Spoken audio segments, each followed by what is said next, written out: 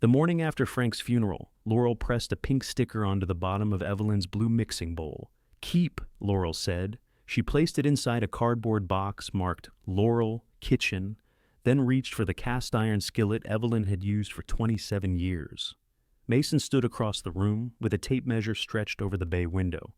He was still wearing the black pants from the funeral, though he had traded his dress shirt for an old Keller Heating Air polo. His father's name was embroidered above the pocket. "What are you doing?" Evelyn asked. Laurel startled, and the skillet slipped against the counter with a heavy clang. "Oh, you're up." "I've been up." Evelyn had slept for perhaps 40 minutes. She was still wearing yesterday's blouse. A cream-colored thing, Nadine had told her, looked dignified. Now it smelled faintly of lilies and the scalloped potatoes somebody from Frank's Rotary Club had delivered. Mason let the tape snap back into its case. "We didn't want to bother you. You're putting stickers on my dishes." Laurel looked down at the bowl in her box. "We're just starting the estate inventory. The funeral was yesterday." "We know," Mason said, "but the realtor can come Friday, and there's a lot to do if we're going to have the house ready." Evelyn stared at him. Ready for what? That was when Mason told her she had 30 days to leave the home, where she had buried one husband's promises in every repaired wall and polished floor. And as Laurel slowly peeled the pink sticker off the bowl, Evelyn wondered whether Frank had died believing she was safe, or knowing perfectly well that she was not. 14 hours earlier, Mason had stood behind the pulpit and told a church full of people that Frank Keller never left a job unfinished. The sentence had produced a soft, affectionate murmur. Men who had worked with Frank nodded. A woman in the third pew dabbed her eyes with the corner of a handkerchief. Even Evelyn had almost smiled, because Frank had been known to crawl out from beneath a furnace with one knee complaining and say, "A man can die tired, but he shouldn't die halfway through a thermostat." He had died halfway through several things. Mason gripped both sides of the pulpit. At 46, he had Frank's height and broad forehead, though not his ease. Frank could make a room feel like a porch. Mason made it feel like a quarterly meeting. "My father believed in showing up," he said, "for his customers, for his community, for his family. Keller Heating Air started with one truck and a toolbox, and I intend to make sure his name continues to mean something in this city." A few heads turned toward Evelyn, not many, just enough. She sat in the front pew with Laurel on one side and Nadine Price on the other.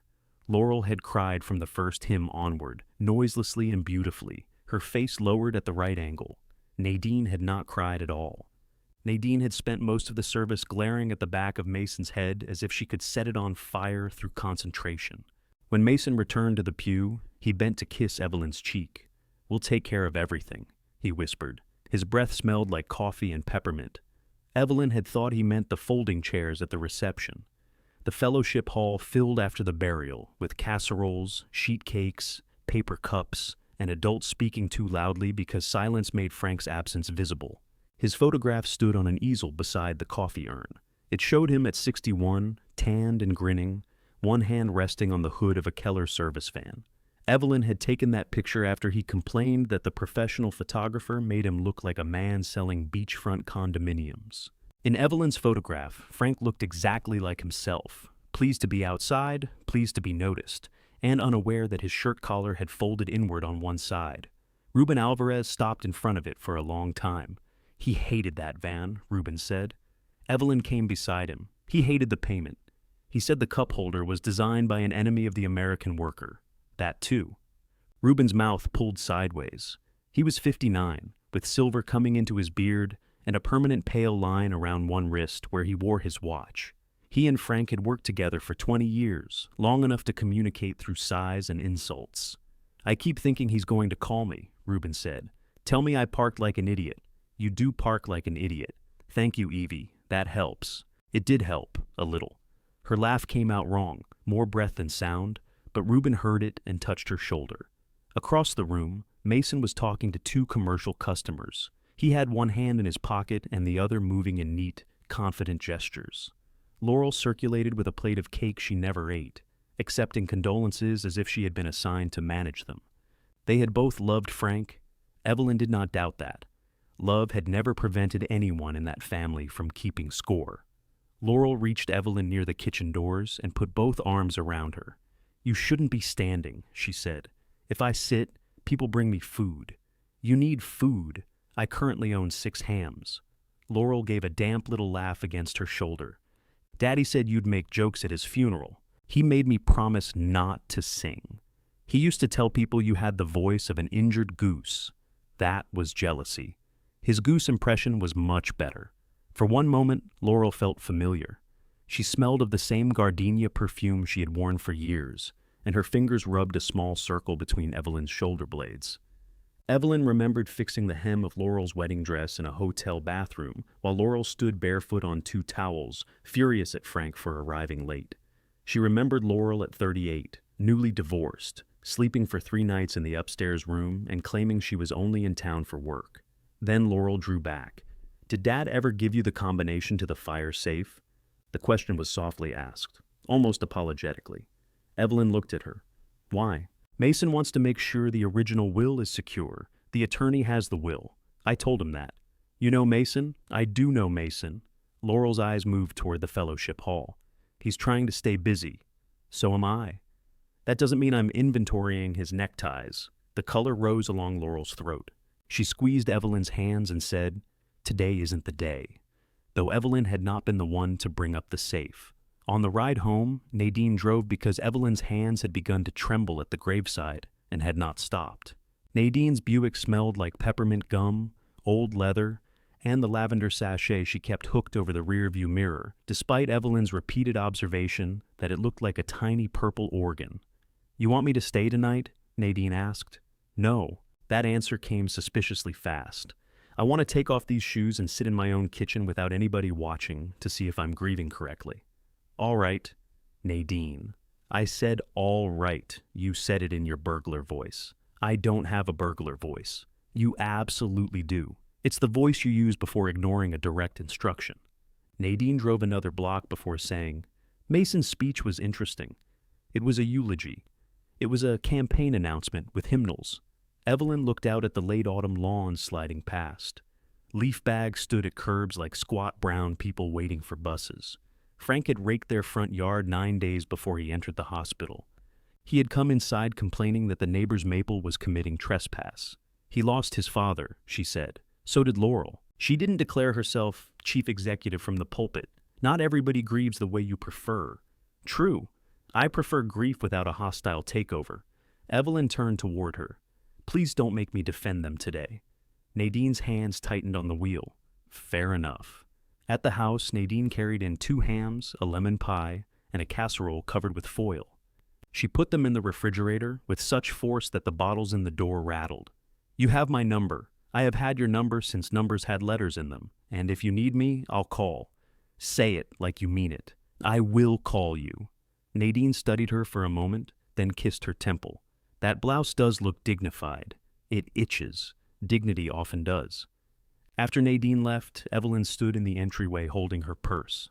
The house was quiet except for the old clock above the stairs. Frank's reading glasses lay on the side table beside a hardware store receipt. His brown jacket hung from the newel post.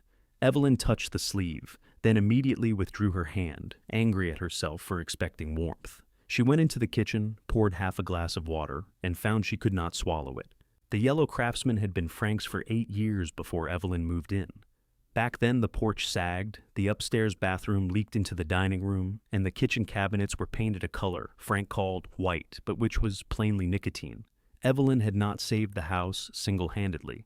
Frank had done plenty, but she had chosen, scheduled, paid, argued, cleaned, and stayed home for every repairman who promised to arrive sometime between 8 and the end of civilization. When her mother died, Evelyn used part of the inheritance to replace the roof and stabilize the garage foundation. Frank had objected for exactly 1 evening. "It's your money," he had said. "It's our roof." He had kissed the top of her head and called her a stubborn woman. Later, when she asked about adding her name to the deed, he said they would handle all the paperwork together. They never had. The prenuptial agreement had seemed sensible when she signed it at 41. Frank had a house, 2 nearly grown children, and a business that was more debt than value. Evelyn had a reliable sedan and $12,000 in savings. The agreement said what belonged to each of them before the marriage would remain separate. 27 years was a long time for something to remain before. That night, Evelyn carried Frank's jacket upstairs and laid it over the bedroom chair. She did not sleep in the bed. She sat on top of the quilt until dawn, listening to the furnace cycle on and off. At 7:15, the front door opened. Evelyn heard Laurel say, "I told you she'd be sleeping." Mason answered, "Then keep your voice down." They had used Frank's key. Now, in the kitchen, Mason set his tape measure on the counter as though they were discussing a repair estimate. "The will is clear," he said. "The house comes to Laurel and me. I know what the old will says. It's not an old will, it's the will. Your father said he was changing it." Mason's face barely moved, but something satisfied flickered behind his eyes. Not pleasure exactly. Confirmation. He said a lot of things. Laurel folded the flaps of her box inward. "We're not trying to put you on the street. That is a comforting distinction. You have money from the company," Mason said, "and we're prepared to give you 30 days without charging anything." Evelyn looked from him to Laurel. "Without charging me." Laurel lowered her eyes. The words landed more cleanly than shouting would have. Evelyn noticed ridiculous things. A crumb near Mason's elbow, yesterday's obituary folded beside the fruit bowl, one pink sticker stuck to Laurel's sleeve. Then Mason glanced toward the mudroom. "We'll also need the office alarm code before Monday," he said. "There are going to be changes at Keller, and we need everybody pulling in the same direction." Evelyn reached into Laurel's box, lifted out the blue bowl, and placed it back in her cupboard. "It's my bowl," she said. Neither of them answered. She closed the cupboard door carefully, because if she slammed it, they would tell each other grief had made her unstable. Mason picked up the tape measure. "We're not doing this today," Evelyn said. "We've already lost a week. Your father died 6 days ago. Which is why there are practical things that have to happen. That sentence has never comforted anybody in the history of death." Laurel rubbed the pink sticker on her sleeve until it rolled into a gummy little cylinder. "Could we all just lower our voices?" Evelyn looked at her. "Did you think putting labels on my belongings would be quieter? They aren't all your belongings. Then choose something you brought into this house and take it with you." Laurel's mouth parted. Mason stepped between them, not protectively, but procedurally. "This is exactly what I didn't want." Dad made his wishes clear. "You may not like them, but Laurel and I aren't responsible for that. You came into my home with a key while I was asleep. Our father's key. Get out." Mason exhaled through his nose. "Evelyn, you've always called me Evie. This isn't personal." She stared at him until he had the decency to look uncomfortable. Laurel lifted the box from the counter. "Mason, let's go. We need the safe combination." "No," Evelyn said. "Those documents belong to the estate. You can come back with the attorney and a list of what you're entitled to collect. Until then, you will call before entering." Mason's grip tightened around the tape measure. For an instant she saw the boy he had been when frustration made his ears go red. He had been 19 when she married Frank, already old enough to resent being treated like a child, and young enough to behave like one whenever it suited him. "I don't need permission to enter property I own." "Maybe not. But if you walk through that door again while I'm sleeping, I'll scream so loudly the neighbors will think you're skinning me." Laurel closed her eyes. "Oh, God.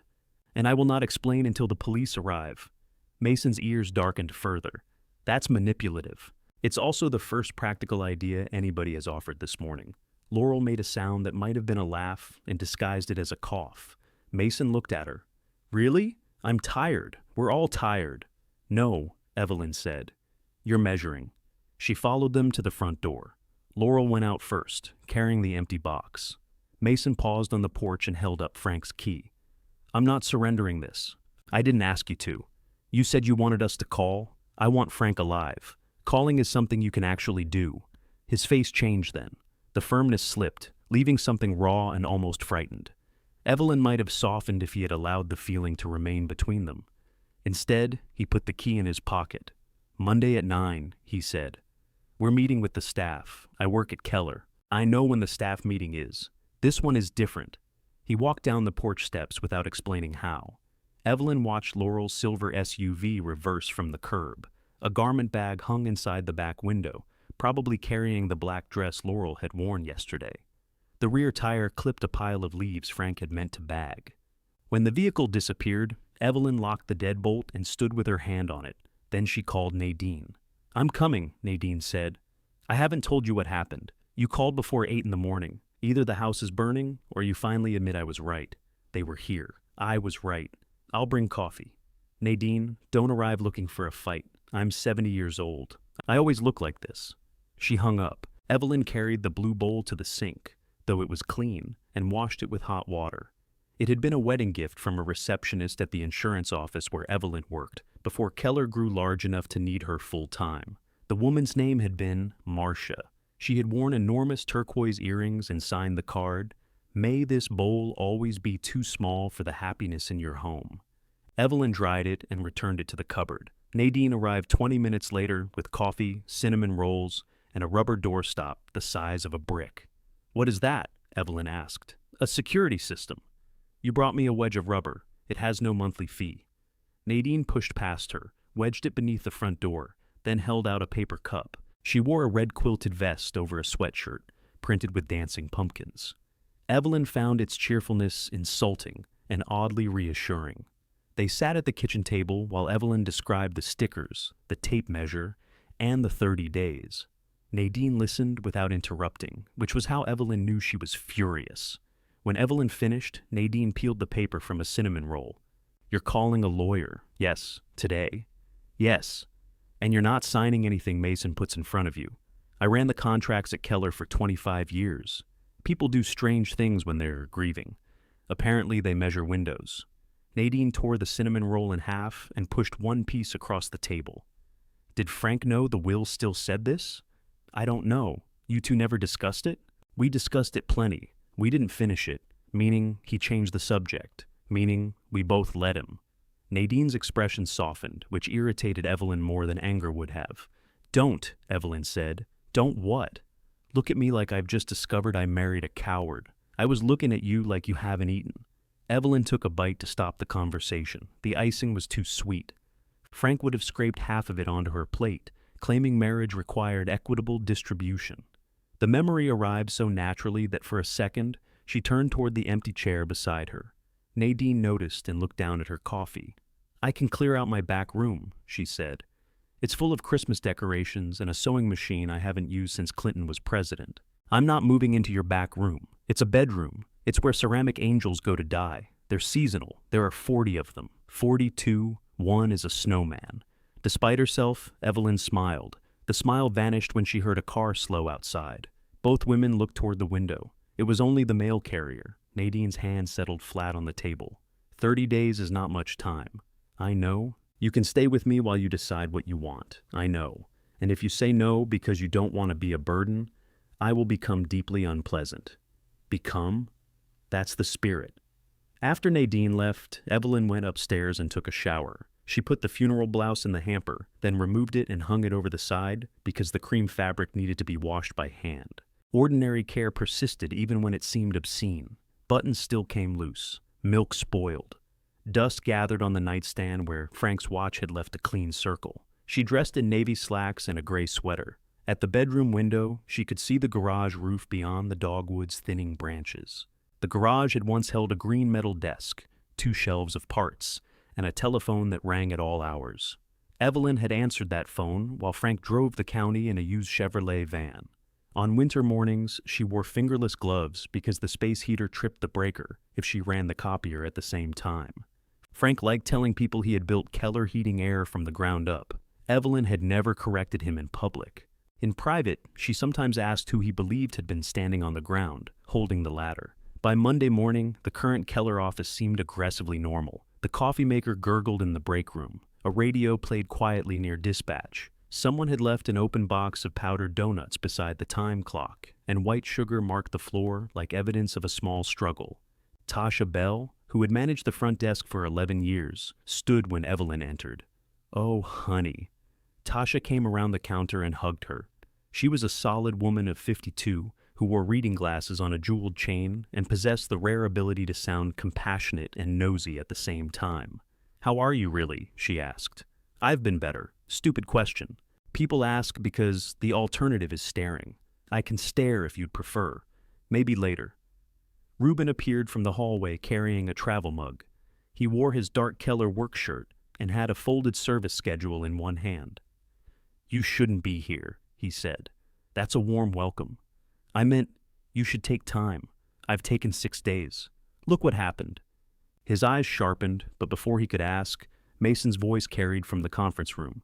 "Everyone in here, please. Let's get started on time." Tasha muttered. "He's been here since 6:30, moving chairs." Evelyn hung her coat on the hook beside Frank's empty one. The conference room had once been a storage area.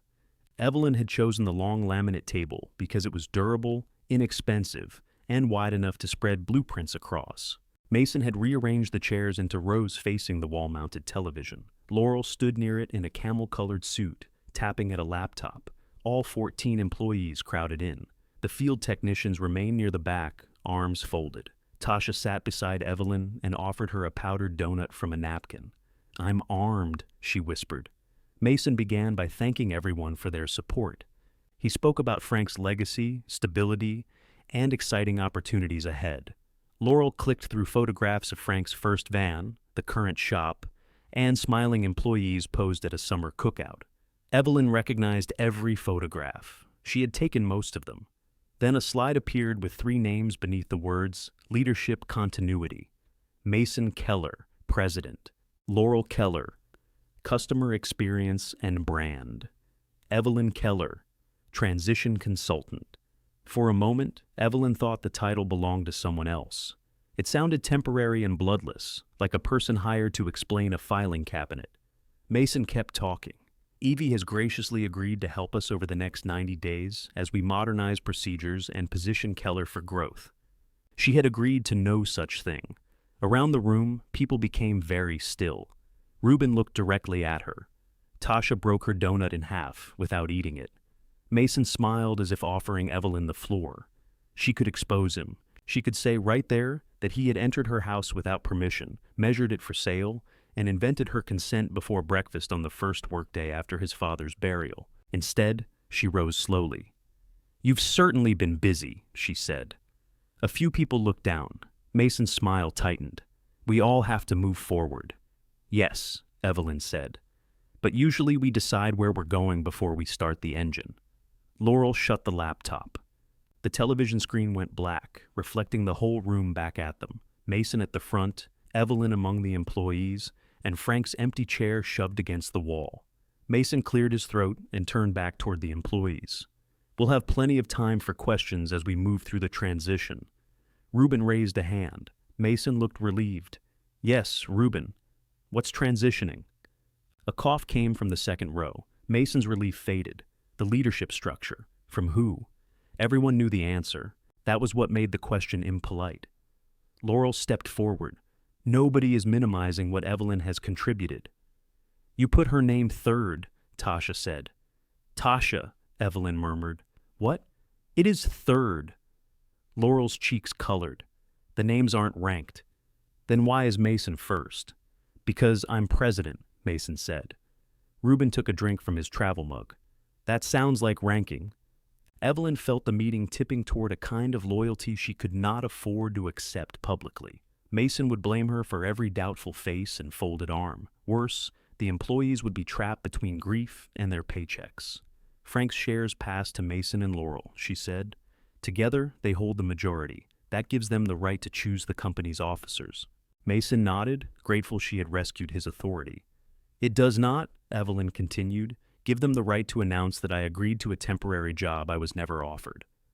The gratitude disappeared. Laurel looked toward Mason. "You said she knew? I said we discussed continuity. You told me she was staying." "I am standing right here," Evelyn said. The service manager, Paul Givens, studied the carpet with passionate interest. 2 technicians near the door looked as if they would have preferred an emergency gas leak. Mason's jaw worked. "Can we discuss this privately? We could have done that before you made a slide." Tasha leaned toward Reuben and whispered, "Slides are legally binding." Reuben whispered back, "That's why I don't use PowerPoint." Evelyn heard them. So did Laurel, whose mouth twitched before she caught it. Mason closed the laptop more firmly than necessary. "All right, everybody back to work. We'll circulate a written update." The staff escaped with the speed of people released from jury duty. Tasha took the remaining donuts. Reuben paused beside Evelyn. "I've got the Braxton Medical offices at 9:30, he said, "but I can miss it." "No, you cannot. It's a maintenance check, which is work somebody is paying us to do." His eyes moved toward Mason. "You sure? I am not made of spun sugar." "No, sugar is sweeter. Go harass a boiler. Reuben left. Mason shut the conference room door after him. Laurel remained by the television, arms folded across her camel suit. "This is not how I wanted to start," Mason said. "You started at my kitchen window with a tape measure." Laurel turned to him.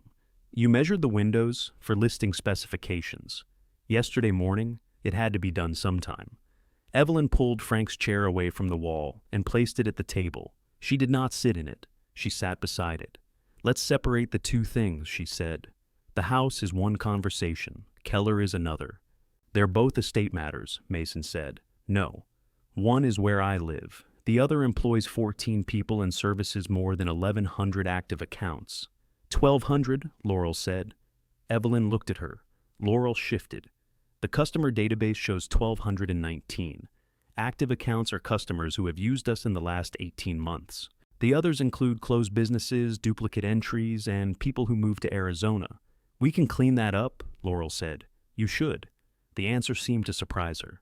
Mason took the chair at the head of the table. It was the place Frank had used, though Frank rarely remained seated for an entire meeting. "I'm not trying to erase you, Evie. Then why am I temporary? Because the company needs a clean chain of command. It has one. I run operations. Paul manages service. Reuben is field supervisor. Tasha handles the front office. Frank handled sales, major estimates, and all the things he enjoyed more than paperwork. And now Frank is gone." The words struck the room hard. Mason's face changed immediately. "I didn't mean—" "Yes, you did," Evelyn said. "You just didn't mean to say it that way."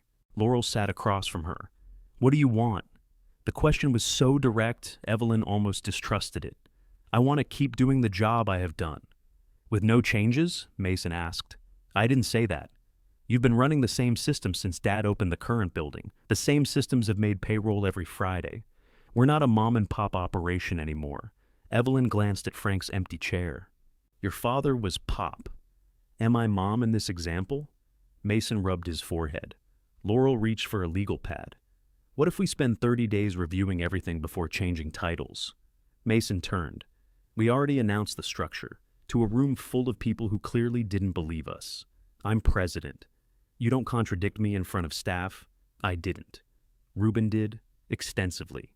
Evelyn watched them look at each other. Laurel's suggestion was sensible, but it was not an act of kindness. She wanted time to understand what they had inherited. Mason wanted to appear as though he already understood it. He leaned back and forced his voice lower. 90 days. Evie remains during the transition, and we document her responsibilities.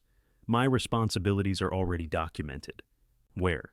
In the operations manual. There's an operations manual? Blue binder on the shelf behind you. Mason looked over his shoulder. Laurel covered her mouth with one hand. It's also on the shared drive, Evelyn said. Under operations. I've seen that folder, Mason said. Then this is going beautifully. He pulled the blue binder from the shelf and dropped it onto the table. Dust lifted from the top, betraying him. Evelyn stood. I will continue working while we decide what comes next. I am not agreeing that my job expires in 90 days. You will not alter pay, staffing, customer contracts, service territory, or supplier terms without reviewing the consequences with me. As a courtesy, Mason asked, as the person who knows the consequences. His eyes narrowed. And the house? You call before entering. That's not what I meant. I know. She left them with the binder between them. For the next 4 days, Mason arrived before sunrise and parked Frank's black pickup in Frank's space. The first morning, he brought bagels. The second, he brought a wall-sized map of the counties around Dayton and pinned it outside Dispatch. We're leaving money on the table, he told Paul and Tasha. Keller trucks are already moving through these areas. We widen the service radius, increase volume, and build density over time. It was not a foolish idea. That irritated Evelyn. Mason had spent 2 decades selling commercial flooring. He understood accounts, margins, and the theater of confidence. He called 3 property managers Frank had been unable to reach and secured meetings with 2. He also had the habit of promising an answer before asking whether the answer was possible. Same-day service? Evelyn said when she saw his proposed advertisement. It's what customers want. Customers also want free equipment and technicians who arrive before they call. We'll add routing software. With which technicians, we hire as volume grows. And until then, we optimize. Tasha swiveled in her chair. Does optimize mean Ruben learns to clone himself? It means we stop assuming the old limits are permanent. Ruben walked in at that moment, carrying a failed blower motor. My knees are permanent, he said. The left one has filed paperwork. Mason pointed to the map. Would you be willing to cover Springfield twice a week if we cluster the calls? If the calls cluster themselves, sure. You know what I mean. I know Springfield is 45 minutes away when the highway behaves and another country when it snows. Mason looked to Evelyn as if asking whether Ruben was always like this. He likes you, she said. When he doesn't, he speaks Spanish. Ruben raised the motor in salute and carried it toward the parts room. Laurel's changes were quieter. She sat with Tasha to listen to customer calls, asked Paul why maintenance renewals dipped every summer, and spent an afternoon photographing dented vans from unflattering angles. She wore beautiful shoes unsuited to the shop floor and never complained when dust turned the toes gray. On Thursday, Evelyn found her in the old records room with Frank's first handwritten service ledger open across her knees. I'm not taking it, Laurel said quickly. I didn't accuse you. You have a particular way of entering a room. It's called walking. Laurel ran a fingertip down Frank's blocky handwriting. He wrote everything down. He didn't trust memory unless it was his own. There are notes about people. Mrs. Drake hates being called ma'am. Mr. Hanley will talk for 40 minutes if you let him. Mr. Hanley is dead, I guessed. He'd be 106. Evelyn leaned against the doorframe. Laurel closed the ledger gently. I'd like to use some of these in the company history, for the website. Ask the customers who are still alive. Of course. And don't make your father sound like a saint. People don't trust saints with refrigerant. Laurel smiled. It made her look younger and more like Frank. I'm sorry about the bowl, she said. Evelyn's guard rose at once. An apology from Laurel often arrived carrying a request. It was a bowl. It wasn't. I know that. From the front office came the ring of a telephone, followed by Tasha saying, Keller Heating and Air, this is Tasha. How can I make your day less drafty? Laurel stared at the closed ledger. Mason thinks if we move fast enough, none of this can fall apart. And what do you think? I think it already did. For several seconds, Evelyn wanted to reach for her. Then Laurel said, The realtor still needs to come tomorrow. The tenderness went out of the room. What time? 10. I'll be at work. We need you there to identify what's yours. Evelyn folded her arms. Everything that isn't nailed down, that isn't fair. No, it isn't. Laurel stood, holding out the ledger as if returning something borrowed. Evelyn did not take it. Tell the realtor noon, she said. I have payroll in the morning. At 11:58 the next day, Evelyn pulled into Bellwether Avenue and found Mason's truck, Laurel's SUV, and a white sedan parked in front of the house. A woman in a red coat was already photographing the porch. The for sale sign lay face down in the grass, waiting to be planted. Nadine stood beside it with both hands on her hips. I told her noon, Evelyn said as she got out. I know, Nadine replied. That's why I haven't put the sign through anybody's windshield. The woman in the red coat lowered her camera. You must be Mrs. Keller, she said brightly. I must be. I'm Diane Morrow with Linden Realty. Your home is lovely. Mason appeared in the doorway before Evelyn could answer. Diane, this is Evelyn, my father's widow. The distinction hung there, neat as a price tag. Diane's professional smile adjusted by half an inch. Of course. I'm so sorry for your loss. Thank you. We only got started outside, Laurel said. Diane arrived early. I'm never early, Diane said. I'm prepared. Nadine bent toward the sign lying in the grass. Does prepared mean you brought your own shovel? Diane looked uncertain whether the question was friendly. Nadine is helping me, Evelyn said. I'm supervising, Nadine corrected. She's very emotional. Evelyn glanced at her. See, Nadine said. Unpredictable. Mason stepped onto the porch. Could we please keep this civil? I'm wearing my good sneakers, Nadine said. That's as civil as I get. Inside, Laurel had opened the curtains and turned on every lamp. Sunlight exposed dust along the baseboards and a pale rectangle above the mantel where Frank's photograph had hung before the funeral home borrowed it. Evelyn had not noticed its absence until then. Diane walked through the first floor making observations into her phone. Original trim, beautiful floors, dining room built-ins. The kitchen is updated, though buyers may want to lighten the cabinetry. They are maple, Evelyn said. Oh, yes, very solid. Frank and I chose them. Mason was studying a folder Diane had given him. She's not criticizing the cabinets, Evie. I didn't think she was. You sounded defensive. I described a tree. Diane moved briskly toward the back hall.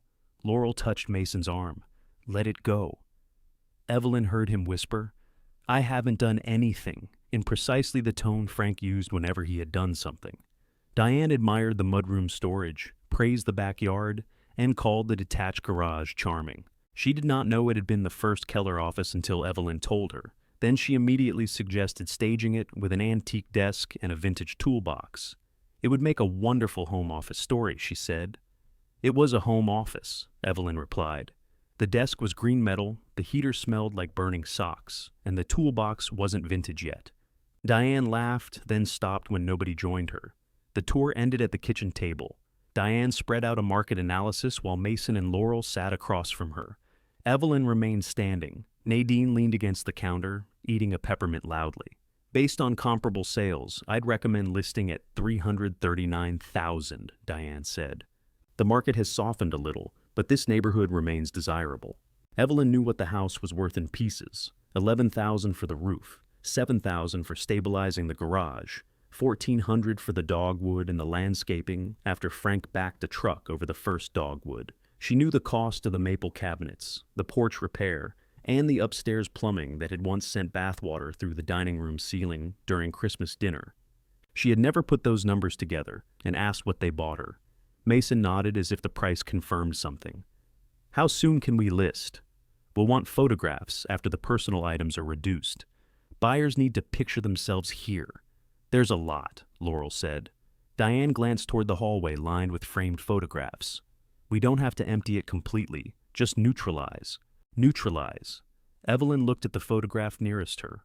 Frank stood beside Reuben at a company picnic, both wearing paper chef hats and pretending not to know the hamburgers were burning. Behind them, Tasha had been caught laughing with her head thrown back. How long? Evelyn asked. Diane folded her hands. For preparation? For me to leave. The realtor's gaze moved to Mason and Laurel. We discussed 30 days, Mason said. Diane's expression remained professionally blank. An occupied listing is certainly possible, although availability for showings can affect. She'll be out before we list, Mason said. Evelyn heard Nadine's peppermint crack. Laurel sat straighter. That's not what we agreed. We said she had 30 days. We can photograph after she's packed and list, while she finishes moving. Every delay costs money. It's been 1 week, and the estate has expenses. What expenses? Evelyn asked. Mason closed the folder. Taxes, insurance, utilities. I paid the utilities last month. I'm talking about going forward. There he is, Nadine said quietly. Evelyn held up a hand before Nadine could continue. If you want me gone before listing, I need more than a sentence delivered in my kitchen. 30 days is more than reasonable, Mason said. To remove 27 years? You aren't removing 27 years. You're taking your property. The room went silent. Laurel looked at him. Mason. What? That's what this meeting is for, isn't it? We have to distinguish her things from Dad's. Dad's things aren't automatically yours. They belong to the estate. Evelyn pulled out a chair and sat. Diane, she said, would you mind giving us the room? Diane collected her phone with visible relief. I'll take exterior measurements. Afternoon, Nadine said. How refreshing. The back door closed behind the realtor. Mason placed both palms on the folder. I'm not trying to strip the house. You already stripped me out of the sentence, Evelyn said. I said her property because that's what we're identifying. Your father's clothes are his property. His coffee mug is his property. The reading glasses on the entry table are his property. Am I allowed to keep the dent in his pillow, or does that pass to the estate? Laurel's face crumpled. She looked away. Mason stared down at the market analysis. You think this is easy for us? No. You think we wanted to walk into that funeral home and choose a casket? I was there. He was our father before he was your husband. The sentence came out with such old force that even Mason seemed startled by it. Evelyn felt something inside her settle. There it was. Not money, not taxes, not the realtor's schedule. A claim older than the marriage and sharpened by every year. Frank had failed to divide himself fairly. I never said he wasn't, she replied. You didn't have to. Mason, Laurel said. No, she got everything. Every holiday had to fit her plans. Every time Dad came to visit me, Keller had some emergency and he flew back early. When Laurel's marriage ended, he stayed 2 nights and went home because Evie couldn't handle payroll by herself. Evelyn turned toward Laurel. You told me you wanted him to leave. You said he kept trying to repair your divorce like a furnace. Laurel's eyes filled. I did. Mason looked from one woman to the other. That isn't the point. It is if you're using it as evidence. I'm saying we adjusted our lives around his second family for 27 years. His second family, Evelyn repeated. You know what I mean. I do now. Nadine moved from the counter, but Evelyn shook her head once. She did not need rescuing. Not yet. Frank had told different stories to different people. Perhaps Mason believed Evelyn had summoned him home from every visit. Perhaps Frank had let him. It was easier to blame a wife than admit a father preferred the emergencies he understood. Evelyn stood. Make a written list of the things you believe came from your grandparents or belonged to your mother. Laurel and I will review it together. Why Laurel? Because she knows the difference between an object and a hostage. Laurel closed her eyes. The rest of my belongings stay where they are until I pack them, Evelyn continued. No stickers, no surprise visits. Diane can photograph the outside today. She can come back after I've removed the family pictures. Mason gave a short, humorless laugh. You don't get to dictate this entire process. No, I only get to dictate whether I participate peacefully. He looked ready to argue, but Laurel placed her hand over the market folder. We'll do it that way, she said. Mason turned on her. You can't just decide. We own equal shares of the house. Evelyn watched the words strike him. Laurel had not challenged his authority at Keller, but here there was no president. Only two grieving adults with identical claims and very different appetites for conflict.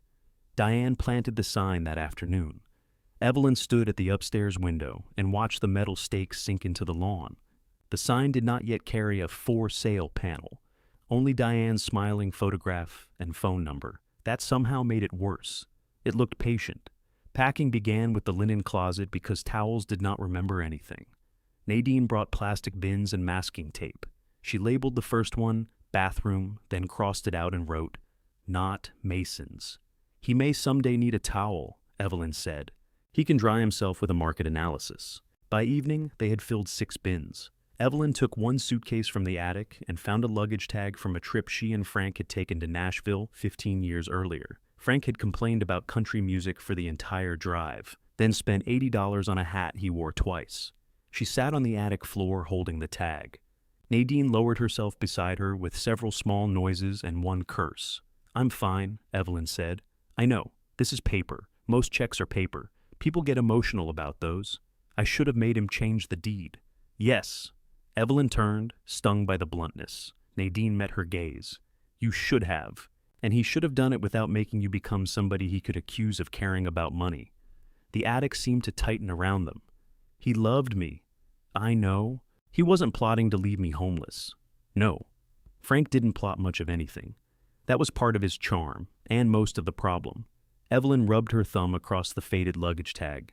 I knew what I signed. You signed it before you paid for a roof, built a company, and learned exactly how he took his coffee after dental work. He hated the numbness. He drooled on your good towels. That happened once. It happened at my house, too. Evelyn looked at her. Nadine shrugged. He stopped by after the dentist. I gave him soup. It went badly. The laugh caught Evelyn by surprise. It bent her forward until her forehead touched the suitcase. She laughed and cried at once, a humiliating, gasping combination. Nadine sat beside her without touching her until Evelyn leaned first. At work, the changes came faster. Mason approved the wider service territory despite Evelyn's objections and ordered Laurel to publish the same-day promise online. The new calls arrived immediately. Springfield, Fairborn, Tip City. Addresses scattered across the map like dropped buttons. For 3 days, Paul and Tasha managed by begging, rearranging, and lying politely about arrival windows. On the 4th, a technician spent 2 hours driving to diagnose a failed furnace, only to discover the required part was stocked back at the shop. We made 2 trips for 1 invoice, Evelyn told Mason. We gained a customer. We lost 6 hours. Short-term inefficiency. We're building density. Density is not a spiritual practice. You cannot believe it into existence. Mason tapped a proposal on his desk, which is why I'm purchasing routing software. Evelyn looked at the number on the final page. This includes a 3-year contract. We need real infrastructure. We need 2 more technicians before we need software to tell us where the technicians we don't have should go. The vendor says it can improve capacity by 18%. The vendor sells software. And you're committed to doing everything the old way. The old way includes reading contracts before signing them. I read it. Then you saw the implementation fee. His pause told her he had not. Evelyn sat across from him. Frank's framed photograph stood on the credenza behind Mason now. The collar was still folded inward. Mason, listen to me. I am not saying never. I am saying not all at once. Widen the territory or replace dispatch. Don't do both in the same month while everyone is still covering Frank's accounts. We can't spend a year mourning. This isn't mourning. It's capacity. You use that word every time somebody wants growth. Because every time you pour more water into a bucket, I am the person checking for holes. He pushed back from the desk. I signed it yesterday. Evelyn looked at him. Then why did you show me the proposal? I wanted you informed. No, you wanted me present when you found the implementation fee. For once, Mason had no reply. Her office phone rang before she reached her desk. Tasha was already handling 2 lines. Paul stood over the dispatch screen, moving colored blocks with his finger as if physical pressure might create another technician. Evelyn answered. Keller, Heating and Air. This is Evelyn. A man's strained voice came through the receiver. His restaurant's dining room had no heat. He had a full evening of reservations, and someone named Mason had personally promised a technician before noon. Evelyn looked at the clock. It was 11:47. Across the office, Mason stepped out of Frank's room and reached for his coat. Where are you going? She asked. Lunch meeting. New property account. You promised Bellini's a technician by noon. His hand stopped on the coat. Paul shook his head. Every technician was already assigned. Mason looked at the crowded dispatch board, then at Evelyn, as if the problem had appeared there simply because she had named it. On the phone, the restaurant owner said, Mrs. Keller, are you still there? Evelyn kept her eyes on Mason. Yes, she said. I'm here. Put Mr. Bellini on hold, Evelyn told Tasha. I have him on line 2. He's on line 1. Tasha looked at the blinking buttons. Then line 2 is somebody else who was promised a miracle. Paul rubbed both hands over his face. Reuben can get there by 2 if I pull him off the Willow Creek maintenance. Willow Creek's already been rescheduled once, Evelyn said. Mason glanced toward the door. I can call Bellini and smooth it over. You already smoothed him into a noon appointment. I said we'd do our best. He heard noon. That isn't what I said. Then, this is an excellent chance to learn that customers hear the part with the clock in it. Mason's phone vibrated in his hand. He checked the screen. My meeting's waiting. Evelyn looked through the glass wall toward the equipment bay. 3 portable electric heaters sat on the upper shelf, boxed and ready for emergency use. Take those heaters to the restaurant. Mason stared at her. What? Bellini can keep the dining room tolerable until Reuben arrives. I'm meeting Carlisle Property Group. Call them, tell them you have a customer emergency, and ask for another time. You want me to cancel a meeting that could bring us 6 buildings? I want you to keep the promise you made to the customer we already have. Paul pretended to study the schedule. Tasha stopped pretending anything. Mason lowered his voice. You're doing this to make a point. No. If I wanted to make a point, I'd let Bellini post your promise online beside a picture of his customers eating in coats. The phone rang again. Mason's face hardened. Then he threw his coat over one arm and walked toward the equipment bay. Which heaters? The gray cartons. They're on the top shelf. Yes, I can see that. Then this is going better than dispatch. He looked back at her, but there was no time to construct the response he wanted. He dragged over a rolling ladder and climbed it in his dress shoes. Tasha picked up line 2. Keller, Heating and Air, this is Tasha. How can I make your day less? Yes, ma'am, I understand you've been waiting. Mason loaded the heaters into Frank's pickup. Evelyn called Mr. Bellini back, told him exactly what they could do, and offered to deduct the emergency surcharge. He was not pleased, but anger changed when given something solid to push against. 2 o'clock, he said, between 2 and 2:30. And the heaters are coming now? Mason Keller is bringing them himself. There was a pause. The owner? One of them. Well, all right. Mason returned 90 minutes later, smelling of garlic and cold air. He had missed the Carlisle meeting, though they had agreed to reschedule. Mr. Bellini had put him to work moving a linen cabinet so one heater could reach an outlet without creating what he called a lawsuit with breadsticks. He made me carry soup, Mason said, closing the office door behind him. Did you spill it? No. Then we've identified another capacity. I'm serious, Evie. So am I. Lunch delivery is a growth market. He sat across from her desk. You enjoyed that. Not particularly. You gotta order me around in front of everybody. I gave you the only useful job available. I'm president of the company. You keep saying that like it comes with insulation.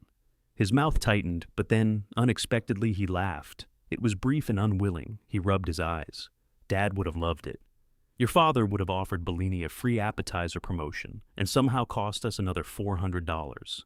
He would have eaten half the appetizers, that too. For a moment, they were together in the same memory. Mason leaned back, the fight leaving his shoulders. Then he saw the framed photograph on her desk. Frank standing beside the old green metal desk in the garage, and his expression closed again. Carlisle liked that I handled the emergency myself, he said. Good. I rescheduled for Tuesday. Good. You don't have to sound surprised. I said one word. You can make one word do a great deal of work. That is why I don't need slides. He stood, but paused at the door. I should have checked with dispatch before promising noon. Yes. You could say I handled it well afterward. You carried 3 heaters and soup, 4 bowls. Then you were magnificent. He shook his head and left. Evelyn looked at the photograph after he was gone. Frank had often accused her and Mason of being too alike. At the time, she had assumed he meant stubborn. The routing software arrived in the form of 2 trainers, 4 boxes of tablets, and a vocabulary no one at Keller trusted. Ticket life cycle? Tasha repeated. A furnace call has a life cycle now. The trainer, a cheerful man named Devon, smiled. Every work order moves through defined stages. Some of ours move backward. That's what the workflow prevents. Reuben tapped the tablet with one thick finger. It says, I am at Braxton Medical. Great. That means dispatch can see your location. I am standing in the conference room. Devon's smile weakened. The system reflects your assigned job. Then the system is a liar. Mason learned the software faster than anyone, including Evelyn. He understood its reports, built color-coded sales categories, and discovered 300 maintenance customers who had not received renewal notices. He was so pleased that Evelyn let him remain pleased for almost an hour before pointing out that 200 of those customers had already renewed by mail. The payments are in the accounting system, she said. Why aren't they synchronized? Because we have used this software for 3 days. We need data integration. We need lunch. Laurel surprised everyone by being good on the phones. Her polished voice softened when people were frightened or angry, and she took notes instead of assuming she understood. One afternoon, after a caller spent 12 minutes describing a rattling noise with no identifiable location, Laurel covered the receiver. She says it sounds like a spoon trapped in a washing machine full of bees. Tasha nodded. Loose inducer wheel. How do you know that? Because spoons are always inducer wheels. Pebbles are blower bearings. What are actual pebbles? Usually mice. Laurel stared at her. You asked. The office laughed, and Laurel laughed with them. For the first time, she looked less like Frank's daughter visiting the company, and more like someone who worked there. That evening, she came to the house alone with a 3-page list. I made Mason remove the appliances, she said. He listed the refrigerator, and the washer, dryer, lawnmower, porch furniture, dining table, and television. Those are mine. I know. He said some were purchased with joint funds. Joint with whom? Dad. Did he believe his father's half of the toaster passed through probate? I told him he was being ridiculous. Evelyn took the pages. 19 items remained. Frank's mother's china, a walnut mantel clock from his grandfather, 2 framed photographs of Mason and Laurel's mother, a cedar blanket chest, silver serving pieces, Frank's tools, his watch, and several boxes of family papers. This is reasonable, Evelyn said. Laurel seemed disappointed that she had not been praised more warmly. They started with the dining room cabinet. Evelyn wrapped each piece of china in newspaper while Laurel packed. The pattern was small blue flowers with gold around the rim. Frank had hated eating from it because he said plates requiring hand washing were a form of tyranny. You should take this, Laurel said, holding up the gravy boat. It was your grandmother's. You used it. Twice. You made Thanksgiving here every year. And your father complained about washing it every year. Laurel smiled. He used to make us dry. The U.S. landed gently. For several holidays, when Mason and Laurel were still willing to spend them at Bellwether Avenue, the four of them had stood in the kitchen together. Those years had not been false simply because later ones became difficult. Laurel, Evelyn said, did your father tell you I made him leave after your divorce? The gravy boat stopped halfway into the box. He said the company was having payroll problems. It wasn't. He said you needed him. I asked when he was coming home. That's not the same thing. Laurel folded newspaper around the china. I told him to go. You told me that. I wanted to be alone. He kept fixing things. The cabinet hinge, the dripping faucet. He called my attorney without asking me. That sounds like Frank. He couldn't stand a problem that didn't want his wrench. Your marriage was not properly threaded. Laurel laughed, then wiped beneath one eye with the back of her wrist. Mason doesn't know I asked Dad to leave. Why haven't you told him? Because he likes his version. So do you, sometimes. Laurel set the wrapped gravy boat into the box. You think I'm doing this because I blame you? I think you put a pink sticker on my bowl. I'm sorry. You said that before. I'm still sorry. Evelyn looked at the cabinet, now half empty. Why are you selling the house so fast? Laurel pressed a strip of tape across the box. Mason thinks it's better to settle everything cleanly. That sounds like Mason. I agreed. That sounds like you. Laurel sat in Frank's chair at the end of the table, then realized which chair it was and stood again. I can't keep coming here, she said. Every room feels like something I lost. It feels that way to me, too. Yes, but you got the years in between. Evelyn said nothing. There was no answer that would not sound like arithmetic.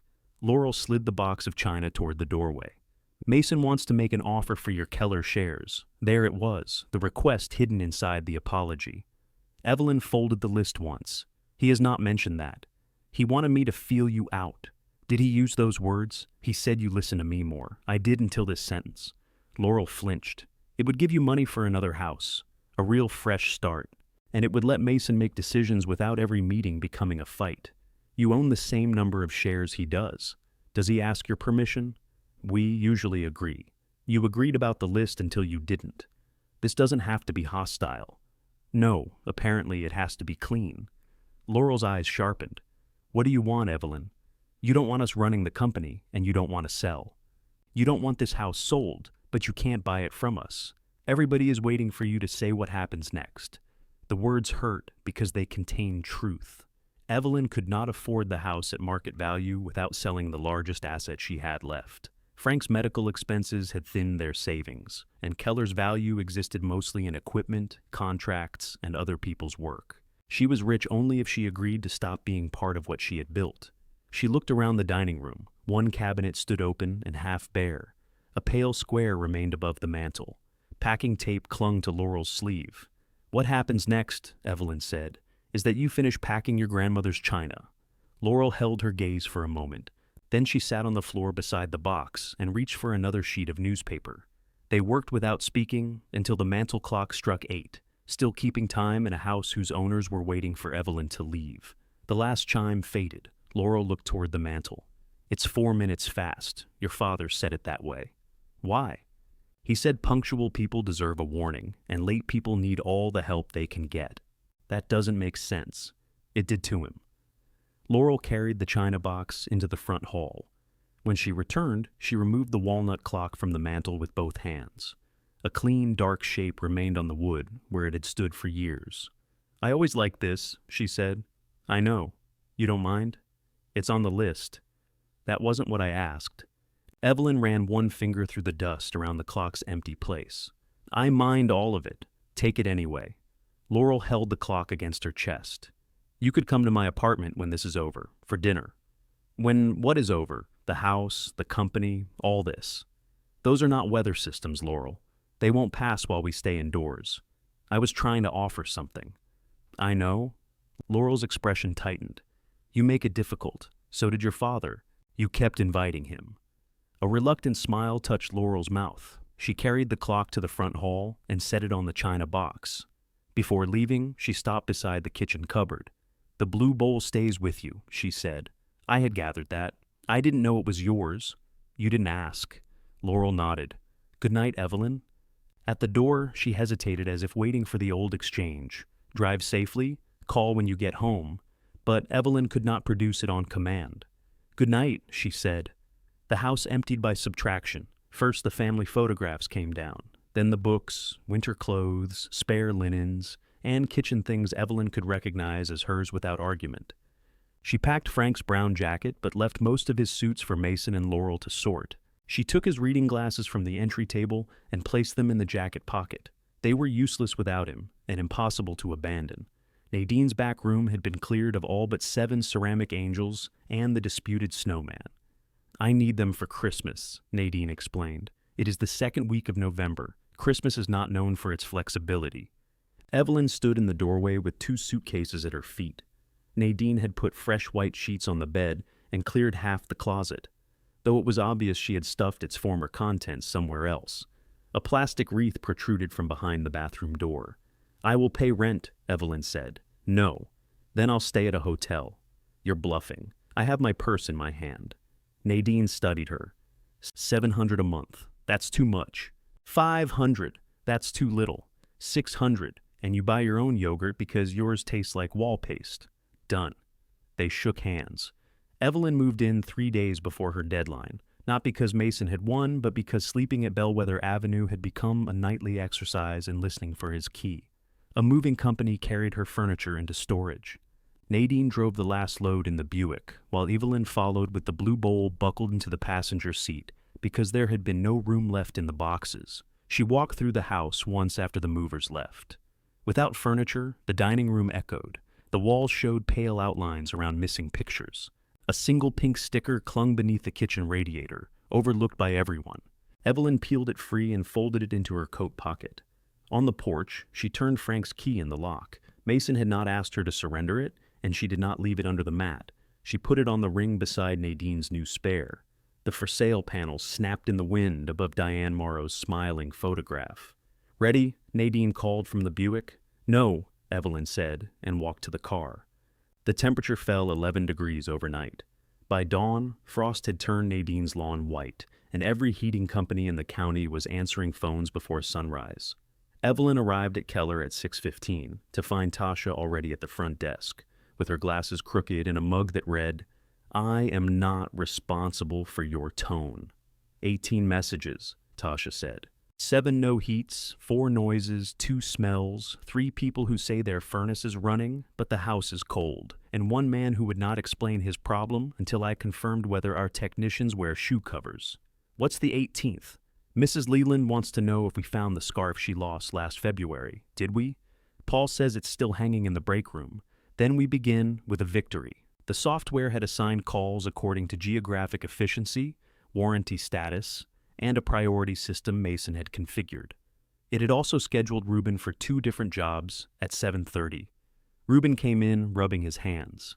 I always wanted a twin. Your tablet believes in you, Tasha said. Paul stood over the dispatch screen. I can move Greenfield Dental to Carlo, but then we've got nobody for Briar Glen. Briar Glen is a contract account, Evelyn said. Boiler's out in the East Building, 48 units. When did they call? 4:20, and nobody went? The overnight service routed it as a low-temperature alert because the interior was still 66. It's 59 now, Tasha said. Their board president has called twice. Evelyn scanned the field schedule. All 9 technicians had jobs. 2 calls were replacement estimates marked in gold, Mason's new category for high-value opportunities. Send Reuben to Briar Glen, she said. Move the Oak Ridge estimate to this afternoon. Paul reached for the screen. Don't, Mason said from the hallway. He wore Frank's heavy canvas Keller jacket over a pressed shirt. The sleeves were half an inch too short. Oak Ridge is a 3-system replacement, he continued. The property manager made time for us at 8. Briar Glen has 48 units without heat. Temporarily. The building holds temperature. It is 31 degrees outside. And Reuben's the only one who can close Oak Ridge. Reuben's the only one who can diagnose a commercial boiler without calling him every 6 minutes. Mason set his leather portfolio on Tasha's counter. Carlo can go to Briar Glen after Greenfield. That puts him there after 10. Then send portable heaters. We have 6, and you left 3 at Bellini's. Bellini's returned them. One has marinara in the vent, Tasha said. Mason looked at her. They had an incident. Evelyn moved the Oak Ridge appointment herself. Mason reached over and moved it back. Around them, the office went quiet except for ringing phones. Do not play with dispatch, Evelyn said. This is not play. Oak Ridge is worth $60,000, only if we get the job, which we won't if we cancel the meeting. Briar Glen already pays us for maintenance. The contract doesn't say they own Reuben. It says emergency response within 4 hours. Mason glanced at the clock. We have until 8:20, which is 55 minutes from now. Carlo can make it, not if he finishes Greenfield properly. Paul kept his hands away from the screen. Reuben looked from Mason to Evelyn. Where am I going? Mason answered first. Oak Ridge. Evelyn felt every person in the office waiting to see what she would do. She could countermand him. Her 40% did not make her president, but she still ran operations, whatever his slide had called her. Yet 2 orders would put Reuben in the middle and make the company's fracture visible to every technician before breakfast. Go, she said. Reuben's gaze held hers. Go, she repeated. Paul, call Briar Glen and tell them the truth. Carlo will be there as soon as he finishes Greenfield. Send the clean heaters and waive today's service charge. Mason picked up his portfolio. Good. See? We can make decisions without turning everything into a war. He left with Reuben. Tasha waited until the exterior door shut. I liked him better with soup, she said. The morning collapsed by inches. A customer in Fairborn canceled after waiting beyond the promised window. The routing software sent Carlo to the wrong entrance at Greenfield Dental. One technician called out with a stomach illness, and another discovered a cracked heat exchanger on a job expected to take 20 minutes. At 9:40, the temperature inside Briar Glen's East building dropped below 55. Mrs. Fenwick, the board president, called Evelyn directly. We have people sitting in the lobby because the sun comes through those windows, she said. Her voice shook with controlled fury. Your company has serviced this boiler for 9 years. You are right to be angry. I don't need permission to be angry. I need heat. Carlo is leaving Greenfield now. He'll be there in 25 minutes. That is what your office said 40 minutes ago. Yes. The honest answer quieted both of them. I'm sorry, Evelyn said. We made the wrong scheduling decision. I will stay on this until the boiler is running. Carlo reached Briar Glen at 10:23. The failure was not catastrophic. A control relay had burned out. But the correct relay was at the Keller shop. Paul drove it across town himself. Heat returned shortly after noon. At 1:15, Mason and Reuben came back from Oak Ridge. Mason looked exhilarated. They're requesting a full proposal, he announced. All 3 rooftop units. Reuben went straight to the coffee. Briar Glen is running, Evelyn said. Great. So, both worked out. We violated the response time. By, how much? 2 hours and 3 minutes. Mason's expression changed. Does Fenwick intend to invoke the credit? She hasn't said. The maintenance agreement required Keller to credit a month's fee if it failed to meet emergency response terms. For reasons within its control, the amount would not ruin the company. Admitting the failure might cost Mason more. He entered Frank's office and called Evelyn in 10 minutes later. A service record lay on the desk. Paul wrote that the relay was unavailable, Mason said. He wrote that it had to be brought from the shop. The system is showing the part delay is beginning at 4:20, because that's when the call came in. If the necessary relay was unavailable at the site, the response provision may not apply. We did not know which relay had failed until Carlo arrived. Mason turned the record toward her. Clarify the note. Say the repair was delayed by parts availability. It was delayed because we sent Reuben to Oak Ridge. Nobody is asking you to remove that. It isn't on here. Then add both. You want the record to suggest we knew about the part at 4:20. I want the record to accurately reflect that the boiler could not be repaired without a part that was unavailable. It was 6 miles away. Evie, this is normal documentation. No, this is putting a clean shirt on a bad decision. His face reddened. Why do you need me to fail? I spent all morning preventing your decision from hurting people. And you enjoyed every second because it proved I'm not Dad. I never asked you to be. No, you asked everyone to keep treating you like this place belongs to you. The outer office had gone silent. His voice carried through the glass. It belonged to my father, Mason said. Now it belongs to his children. You cannot accept that.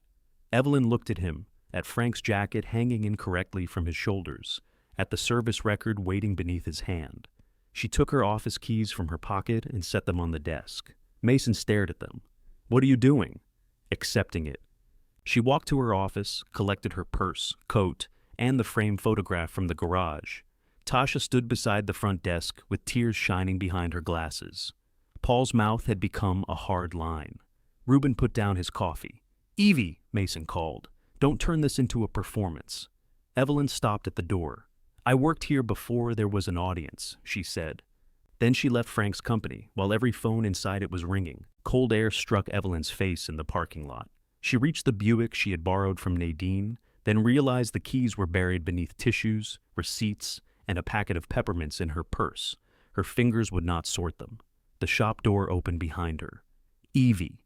Reuben came across the lot without his jacket, his work shirt pulled tight across his shoulders when he folded his arms. "You can't leave like that," he said. "I just demonstrated that I can. You know what I mean?" The wind lifted the edge of the service schedule, still tucked into his back pocket. Evelyn found the keys and gripped them too tightly. "Go inside, Reuben. I'm not changing service records. I didn't ask you to. If he wants me to say, 'He asked me,' I said no. That part is finished." "It isn't finished because you put down keys. They were company keys. They were your keys." The distinction nearly undid her. She unlocked the car. "Briar Glen needs a follow-up tomorrow. Make sure Carlo checks the second relay while he's there." "Evie, Ann Bellini still has 2 of the portable heaters. One of them has sauce in it." "I know about the sauce." "Then you're better informed than management." Reuben did not smile. She opened the driver's door. "You gonna be all right?" he asked. "No." He waited. "But I know where I'm sleeping," she said. "That's something." Reuben stepped back. Evelyn pulled out of the lot without looking toward Frank's office window. Nadine was vacuuming the living room when Evelyn arrived before 3. She turned off the machine and stared at the framed photograph tucked beneath Evelyn's arm. "What happened?" "I resigned." Nadine set the vacuum upright. "Good. You might ask why." "I know Mason. You don't know what happened. Did he deserve it?" "Yes." Then I remained comfortable with my answer. Evelyn put the photograph on the dining table. Frank smiled up beside the green metal desk, his hair still dark and his future still pretending to be simple. Nadine went into the kitchen and opened a cabinet. "I have bourbon. It's 3 in the afternoon. I have tea." "Tea?" "With bourbon?" "No." Nadine made tea without comment. They sat at the table while Evelyn described Briar Glen, Oak Ridge, and the service record. Halfway through, Nadine got up and retrieved the bourbon anyway. She poured some into her own cup. "You left before he could fire you," she said. "I don't know that he would have. He called you a transition consultant on a television. That is not a firing. It's a firing wearing khakis." Evelyn wrapped both hands around her tea. "I own 40% of that company. You own shares. He made it clear he doesn't believe you own the right to be there. He was angry. So were you. I still didn't ask him to falsify anything." "No?" "You should put that on a mug." Evelyn looked toward the window.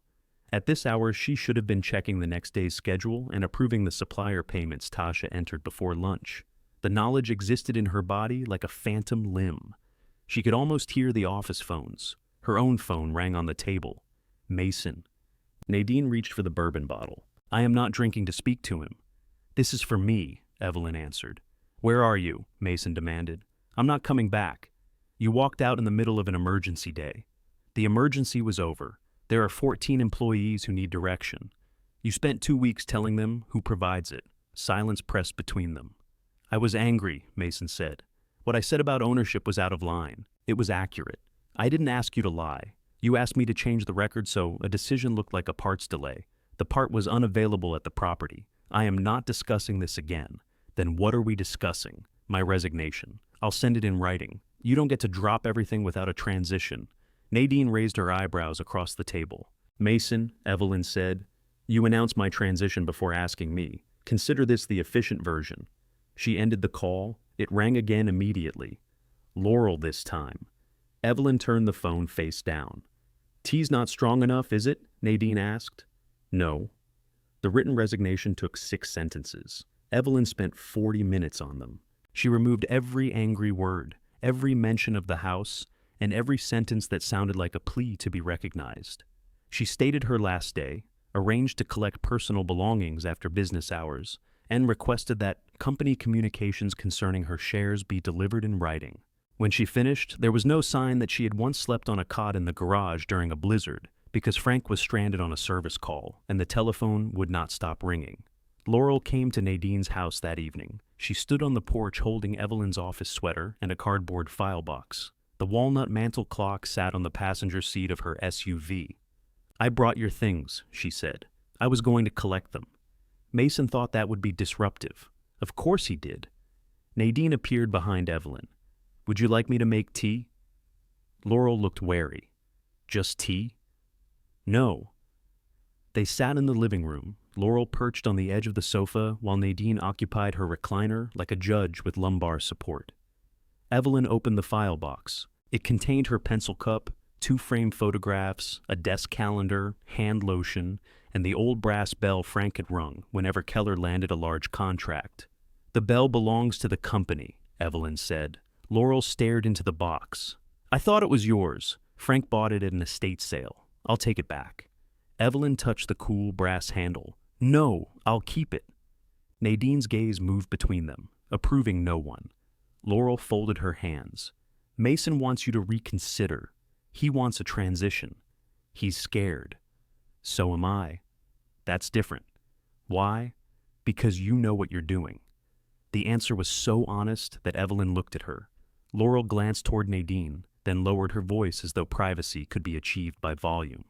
"We couldn't find the vendor payment schedule. Paul didn't know which orders ish get the early payment discount, and Mason authorized a furnace model we don't normally stock. Then he should read the operations manual. He did. And he says it assumes too much prior knowledge. Most manuals assume the reader knows what company he purchased." Nadine made a choking noise into her tea. Laurel's eyes flashed. "We did not purchase it. No. You inherited it. You say that like it's shameful. I say it like it required no preparation." Laurel stood. "I came to ask you to return." "As what?" Her silence answered. 90 days? Evelyn asked. "Long enough to train you, then disappear? We can negotiate. Mason told me the company belongs to Frank's children. I believe him." Laurel's anger drained as quickly as it had risen. "Then sell us your shares. There it is. You can't stay connected forever, just to stop us from making mistakes. I am connected because I put my mother's money into the company when the bank would not lend Frank another dime. We'll pay you fairly. Mason will offer what he thinks I'm desperate enough to accept. Then get your own valuation." Evelyn studied her. Laurel held the gaze. "Fine," Evelyn said. "I will." The first offer arrived 8 days later. It valued Keller as if its contracts were temporary, its customer list replaceable, and its reputation solely Frank's. Evelyn sent it back without a counteroffer. The second was less insulting. The third came after an independent business appraiser reviewed the books, equipment, debts, and service agreements. Mason objected to the cost, then objected to nearly every page of the result. Negotiations took place in a small conference room at the accounting firm Keller had used for years. Mason brought spreadsheets. Laurel brought a yellow legal pad. Evelyn brought nothing but the valuation and a pen. "We can't pay this in cash," Mason said. "I know. The company needs working capital. I know that too." Laurel slid a proposal across the table. A portion in cash, the balance paid over 5 years by Mason and Laurel, with interest and personal guarantees. It was not freedom money. After taxes and the final hospital bills, Evelyn would have enough to live carefully, replace the Buick she was borrowing, and eventually put a down payment on something modest. The rest would arrive month by month if Keller survived their management. "You'd be completely out," Mason said. He meant it as an incentive. Evelyn thought of the phones, the winter schedule, the smell of dust when a furnace first started after summer. She thought of the blue binder and Frank's photograph now sitting on Nadine's dining table because there was nowhere else to put it. "Yes," she said, "I understand." She signed 3 weeks later. Mason signed first, pressing hard enough to emboss the pages beneath. Laurel paused before adding her name. "You can still come to company events," she said. Mason looked at her. "What?" Laurel said. "She can?" Evelyn capped her pen. "Let's survive the paperwork before planning a picnic." At Nadine's house, mornings became enormous. Evelyn woke at 5:30 without an alarm, showered, dressed, and reached the kitchen before remembering no one expected her. She began walking with Nadine, who believed exercise was improved by criticizing landscaping. They passed Bellwether Avenue only once. Diane Morrow's sign now carried a red, pending strip. Evelyn did not turn her head, which meant she saw every detail.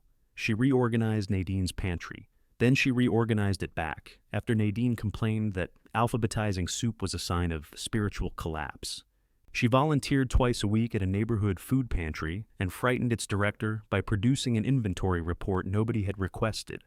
Tasha called on Sundays. They discussed everything except Keller until one of them slipped. Paul has started chewing antacids like mints, Tasha said once. That sounds like Keller. I didn't say why. You didn't have to. Reuben called less often. When he did, Evelyn refused to advise him on the company jobs. You still know the answer, he said. Knowing is not the same as being entitled to interfere. That sounds like something from a courtroom. It's from a woman who wants her installment payments. Snow gathered, melted, and gathered again. Evelyn bought a used sedan, dark blue and 3 years old. After making the salesman remove a fee he described as standard but could not explain.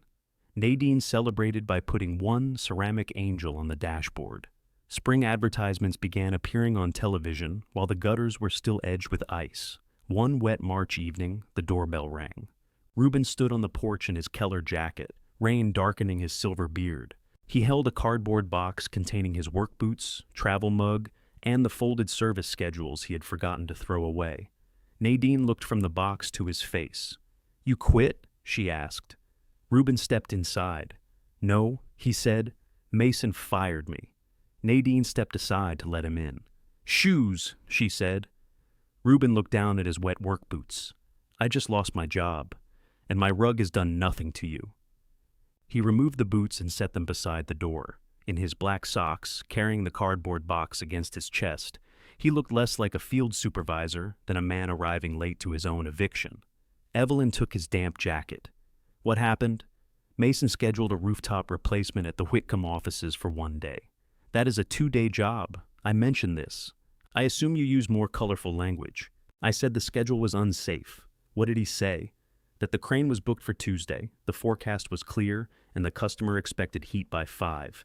Nadine pointed toward the kitchen. Sit. I'll get towels. Reuben placed the box on the table. His Keller travel mug lay on its side beside a pair of work gloves and the old yellow voltage tester Frank had given him years ago. We got the unit set, he said, but the line set still needed pressure testing. The controls weren't finished, and Mason wanted us to fire it up before the office closed. You refused. I told Carlo to keep testing. And Mason came up on the roof in dress shoes. Evelyn closed her eyes briefly. Of course he did. He said I was embarrassing him in front of the customer. I said carbon monoxide is more embarrassing. Nadine returned with a towel. I like him. You've known him 15 years, Evelyn said. I'm renewing my approval. Reuben rubbed the towel over his beard. We finished correctly. Took until 9. This morning Mason called me in and said my attitude was poisoning the team. Was Laurel there? Evelyn asked. No. Paul? No. He fired you alone. He had a document. That counts as support, Nadine said. Reuben looked at Evelyn. He said there had to be one standard of authority. He likes chains of command. I told him chains work both ways. Then I said some other things. How expensive were the other things? 2 weeks severance. Evelyn sat across from him. Anger came cleanly now, without the confusion it had carried when Mason's target was her. Reuben was too skilled to remain unemployed for long. 3 local companies would hire him before breakfast if he called. That did not make what happened less insulting. What do you need? She asked. I don't know. Do you want me to talk to Mason? No. The answer came fast. He'd bring me back to prove he can. Then he'd fire me again to prove it twice. That is possible. I came because I didn't know where else to go. Nadine set a mug of coffee in front of him. This is becoming a shelter for people Mason displaces. I'm going to need bunk beds. Reuben smiled faintly. Evelyn looked at the box between them. You can get another job. I know. Benson Mechanical would take you. I know. Reed's been trying to hire you for years. I know. Then why are you looking at me like that? Reuben wrapped both hands around the coffee. Because I don't want to work for Reed. What do you want? I want to do good work and go home without a man in loafers telling me physics is a bad attitude. That seems reasonable. I want the place we had before Frank got sick. Evelyn's anger lost some of its shape. That place is gone, she said. You're still here? So are you. That doesn't make us a building. No, Reuben said, but it's a start. Nadine looked from one of them to the other. I am going to put bourbon in my coffee, and neither of you is allowed to judge me. Evelyn did not answer Reuben that night. She helped him call Benson, where the service manager offered an interview the next morning. Reuben accepted the interview and left his box at Nadine's because he did not feel like carrying Keller into his apartment. The box remained on the kitchen floor for 4 days. Reuben received 2 offers. He turned down both. You cannot become morally superior to employment, Evelyn told him over the phone. Watch me. On the 5th day, Antonio Bellini called while Evelyn was alphabetizing Nadine's spices. Nadine reached around her and moved cumin back beside cinnamon. You're destroying the system. You have 3 jars of paprika. They have different personalities. The phone rang. Evelyn did not recognize the number until she heard Bellini's voice. Mrs. Keller? I hope I'm not bothering you. No. Is the restaurant cold again? The restaurant is always cold. My wife says that's because I'm cheap. Is she wrong? She has a harsh spirit. In the background, someone shouted his name. Bellini lowered his voice. I called Keller 3 times about the dining room unit. First they moved the appointment. Then they sent a man who said he needed another man. Today nobody came. Evelyn closed the spice cabinet. You need to speak with Mason. I spoke with Mason. I am now speaking with you. I don't work there. I know. The words carried more knowledge than she wanted. I need someone reliable, Bellini continued. Not a company, a person. Do you know one? Evelyn looked at Reuben's box on the floor. Is your maintenance agreement with Keller current? It expired in February. Laurel emailed a renewal, but after the second missed appointment, I did not sign. All right. She gave him Reuben's number. Reuben found a failing control board, replaced it, and called Evelyn from the restaurant kitchen. He tried to pay me in lasagna. Did you explain about currency? He added garlic bread. That is a competitive offer. He wants a maintenance agreement. You don't have a company. That's what I told him. What did he say? That this sounds like our problem. That evening, Reuben returned to Nadine's kitchen with a foil pan and a legal pad. He had changed out of his work clothes but still had black grease along one thumb. Nadine opened the foil. Bellini makes a respectable argument, she said. Evelyn ignored the lasagna. You need insurance before you take another paid job. I know. A business license, tax registration, workers' compensation if you hire anyone, a vehicle that doesn't leak transmission fluid. My truck leaks oil. That is not a defense. I have my state contractor license. And tools? Most of what I need for service. Not installation. Supplier accounts. Gomez will work with me. Maybe mid-state if we pay fast. We? Reuben set the legal pad in front of her. At the top, he had written Alvarez Heating Air. Beneath it, in smaller letters, he had added Evelyn, office. She stared at the page. I am not office. I didn't know your title. Then you could have stopped writing. Operations? Also, my name is not Alvarez. He crossed out the heading. Keller and Alvarez? Mason would have a fit. Good. And customers would think we were connected to Keller. We're not. Reuben drew a line through the second name. You choose. I did not say I was doing this. You have corrected everything except the idea. Nadine put 3 plates on the table. Eat before founding anything. Evelyn sat. The lasagna smelled of tomato, cheese, and the dangerous possibility of purpose. I am 68 years old, she said. Reuben twisted pasta around his fork. I know. I just sold my share of a company because I was tired of fighting over it. I know. The sensible thing would be to invest that money, find a small house, and volunteer somewhere that does not require refrigerant. You made the food pantry count canned beans by expiration date. They needed a rotation system. They asked you not to come on inventory days. They were overwhelmed by clarity. Nadine pointed her fork at Reuben. She reorganized my freezer while I was at church. You had fish from 2019. It had not complained. Reuben leaned toward Evelyn. I'm not asking you to build another Keller. 1 van, service and maintenance. No big installation jobs until we can afford the equipment. You handle the business, I handle the work. And when you get hurt or sick, we build slowly. And payroll? First, we pay ourselves only after expenses. That is how people accidentally work for free. You won't let us." He said it with such confidence that Evelyn resented him. She looked around Nadine's kitchen. Her own life occupied one bedroom, half a closet, a storage unit, and the dark blue sedan outside. The money from the Keller sale sat safely in accounts she checked too often. Safe money could still disappear a little at a time until all it had purchased was caution. "What would you call it?" Nadine asked. "Not Alvarez Heating," Evelyn said. Reuben sighed. "We established that. The name should tell people what we do." "Heating," Reuben said. "And cooling. Very original. It should not sound like a retirement community or a brand of bottled water." Nadine took another serving of lasagna. "What street was that empty shop you saw near the hardware store?" "Bridgeway Industrial Court," Reuben said. "Bridgeway Heating and Air," Evelyn said. They fell silent. Reuben wrote it down. The next morning, Evelyn drove past the available bay on Bridgeway. It was narrow and ugly, with a dented overhead door and an office window facing a drainage ditch. The rent was low because the previous tenant had left oil stains across the concrete and painted one wall orange. She called the number on the sign. Within 3 weeks, Bridgeway Heating and Air existed on paper, which turned out to be the least impressive way for anything to exist. Evelyn rented the bay, paid the insurance deposit, opened accounts, and placed a strict ceiling on how much of her cash she would risk.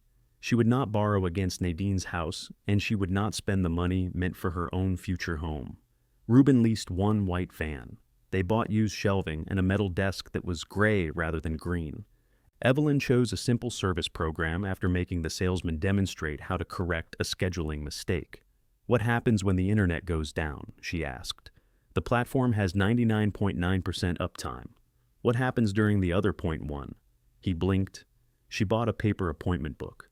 Bellini signed their first maintenance agreement and paid by check, not lasagna.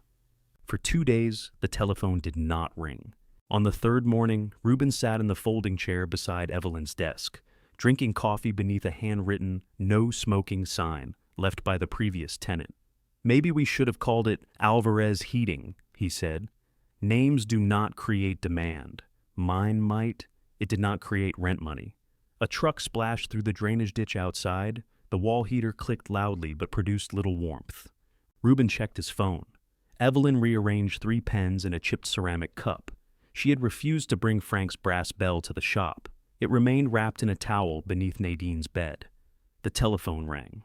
Both of them looked at it. "You answer," Reuben said. "You are closer. Your operations. You're the name we didn't use." It rang again. Evelyn reached for the receiver. "Bridgeway Heating and Air." "This is Evelyn. How can I help you?" a woman said. "I think I have the wrong number. Is this the nail salon?" Evelyn closed her eyes.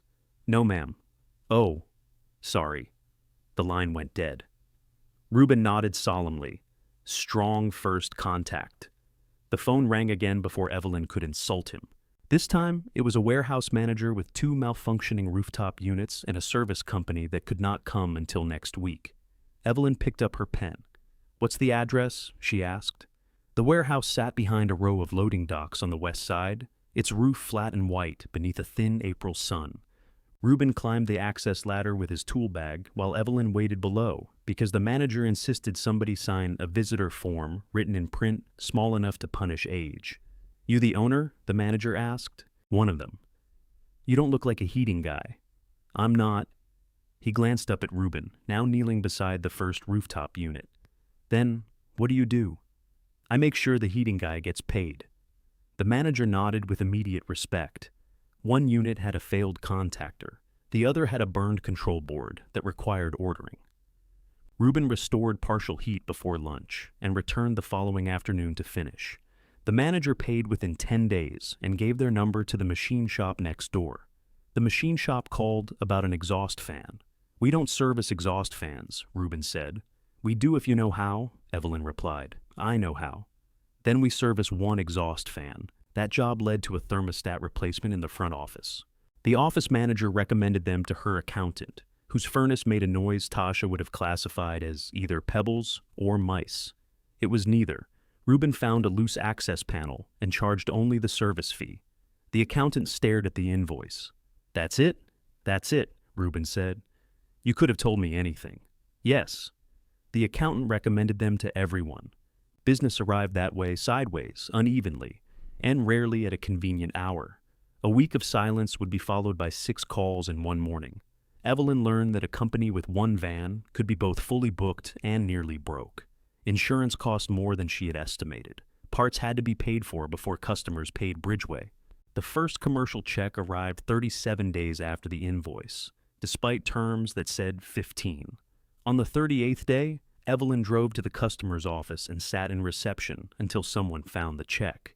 "You could have called," the bookkeeper said. "I did. Again. I thought the chair looked comfortable. It did not." Evelyn's hip hurt for the rest of the afternoon.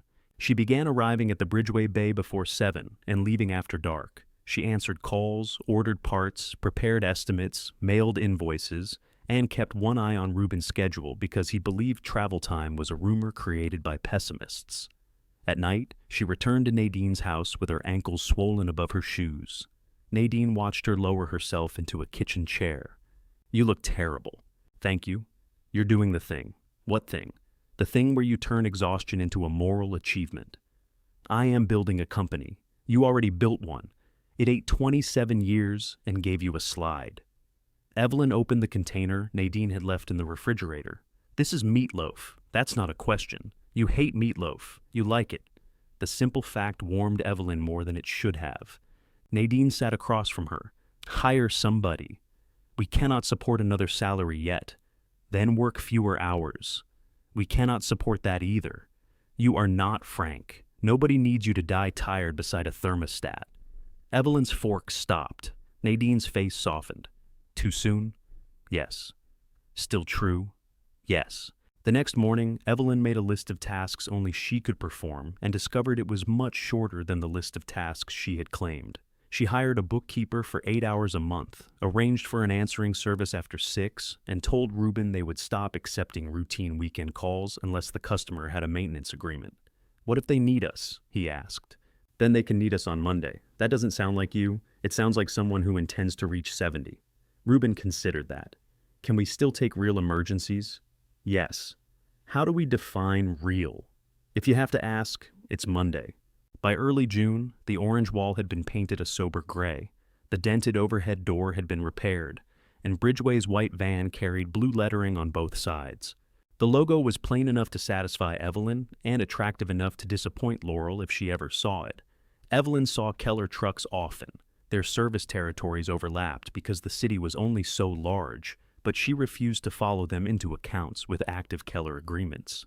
When Antonio Bellini sent her a list of 3 restaurant owners, she asked each one who currently serviced the equipment. 2 had no contract. The third was with Keller. "Call us when the agreement ends," she told him. "You want me to wait 6 months? I want you to honor what you signed. That's a strange way to make money. It is a very reliable way to sleep." Carlo came to the bay on a humid Tuesday afternoon. He parked his Keller van across the street and walked over carrying nothing. "I'm on lunch," he said. "You're also in uniform," Evelyn replied. "Stand away from the window before somebody creates a photograph with implications." He moved beside the parts shelf. "I want to work here. We are not hiring. I didn't ask if you were. Then this conversation is already inefficient." Carlo was 38, careful with machinery and careless with his own patience. He had worked for Keller 6 years, long enough to become the technician Paul trusted with complicated residential systems. "Mason's booking installations back to back," he said. Paul keeps telling him, "We don't have crews." Mason tells him the software says we have capacity. "I don't work at Keller," I noticed. "If you want advice about Keller, speak to Paul. I want out." "Then find another job before leaving." I found one.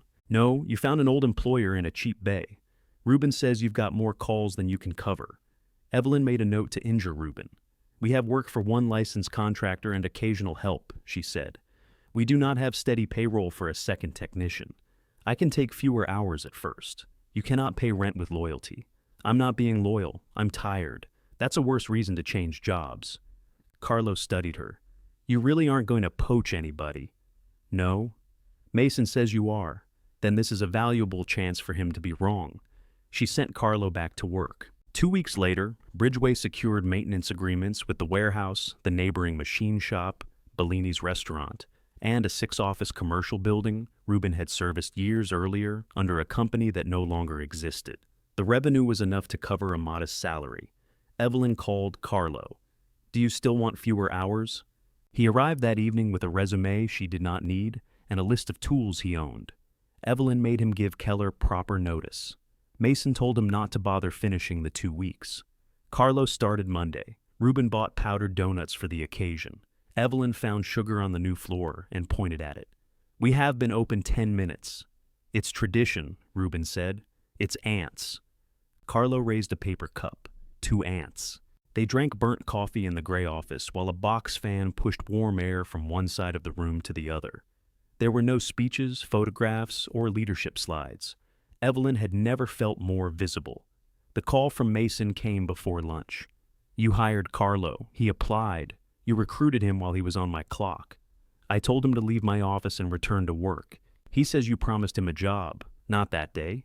You're taking employees and customers. Name one customer I solicited under contract. I don't have to litigate every account with you. Then don't use courtroom words." Mason breathed into the phone. In the background, Evelyn heard Keller's office sounds, the ring pattern of the old telephone system, someone opening the metal filing cabinet, Tasha saying a technician would call back. The familiarity struck like a smell from childhood. "I thought you wanted out," Mason said. "I am out." "You opened a competing company 10 miles away. 9.4. That makes it better?" "It makes your sentence accurate." His voice lowered. "You sold us your shares, took our money, then built a company from everything Dad taught you." Evelyn gripped the receiver. "Your father taught me how to clean a flame sensor and how to lose money by making promises during dinner," she said. "I taught him how to price labor, collect invoices, schedule maintenance, and make payroll. Bridgeway uses my experience. I did not sell that to you. You think you can rebuild Keller without the name? I am not rebuilding Keller. What are you doing?" The question stopped her. Outside the office window, Reuben and Carlo were loading filters into the van. The drainage ditch had filled with summer weeds. On Evelyn's desk sat the paper appointment book, a cup of pens, and an invoice she had rewritten twice because the numbers needed to hold. "I'm working," she said. She ended the call. Laurel arrived near closing, carrying an envelope and Frank's walnut clock. Evelyn looked at the clock. "You wanted it." "I did." "Did Mason send you?" "No." "Then why are you here?" Laurel placed the clock on the gray metal desk. "The house closed yesterday." Evelyn's hand went unconsciously to the key ring in her purse. "The buyers get possession Friday," Laurel continued. "Mason says you still have a key." "I do. We need it." Of course they did. Evelyn took out the ring. Frank's brass key hung beside Nadine's newer silver one. She worked it free with her thumbnail and placed it in Laurel's palm. Laurel closed her fingers around it. "The buyers are a couple from Cincinnati," she said. "They like the dogwood." "That's good."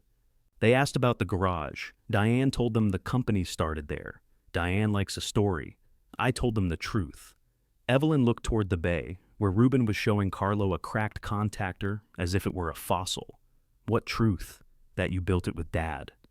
Laurel's words entered quietly and found nowhere comfortable to land. She pushed the envelope across the desk. Inside were 3 pieces of mail forwarded from Bellwether Avenue and a photograph Evelyn had not packed. It showed Frank and Evelyn on the front porch after the maple cabinets were installed. Frank held a bottle of beer. Evelyn was barefoot, laughing at something outside the frame. "I thought you'd want that," Laurel said. "Yes." Laurel touched the clock. "I thought I wanted this. But it sounds too loud in my apartment." "It always did. You should keep it." "No." "Why not?" "Because it's yours, and difficult things do not stop belonging to us because they make noise." Laurel gave a small, wounded smile. Before Evelyn could stop her, she looked past the office into the bay. "This is smaller than Keller," she said. "Yes." "Mason says it won't last." "Yes." "He says you're trying to punish us." Evelyn slid the photograph back into the envelope. "Are you here to ask if that's true? I'm here because our parts supplier put us on 30-day terms. That is normal. We used to have 60. Evelyn remained silent. Laurel looked at the walnut clock, then at the single van outside. "We're losing maintenance renewals," she said. "Paul gave notice this morning. That is company information. You should not be telling me. I don't know who else to tell. Tell Mason. He knows." He thinks a new service manager will fix it. Maybe it will. You don't believe that. What I believe is no longer Keller's operating plan. Laurel picked up the clock. Its mechanism ticked between them, 4 minutes ahead of a future neither woman knew how to stop. At the door, she turned. Mason used the credit line to cover payroll last week.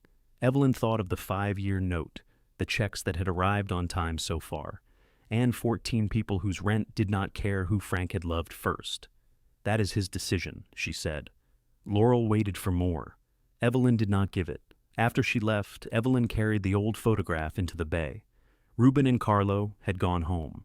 The shop was quiet, the white van cooling outside with small metallic clicks. She placed the photograph beside the chipped pencil cup. Then the telephone rang, and she answered it under the name she had built without asking anybody's permission. The call came from a veterinary clinic whose air conditioner had stopped in the middle of a humid afternoon. Evelyn checked the schedule before promising anything. "We can have someone there between 4 and 5, she said. The receptionist exhaled. "Not sooner?" "No." Another company said noon, but nobody came. "I can promise 4 to 5. You're sure?" "Yes." Reuben arrived at 4:26. The repair took 40 minutes. That was how Bridgeway grew through the summer, not by arriving instantly, but by arriving when Evelyn said they would. She declined more work than Frank ever had.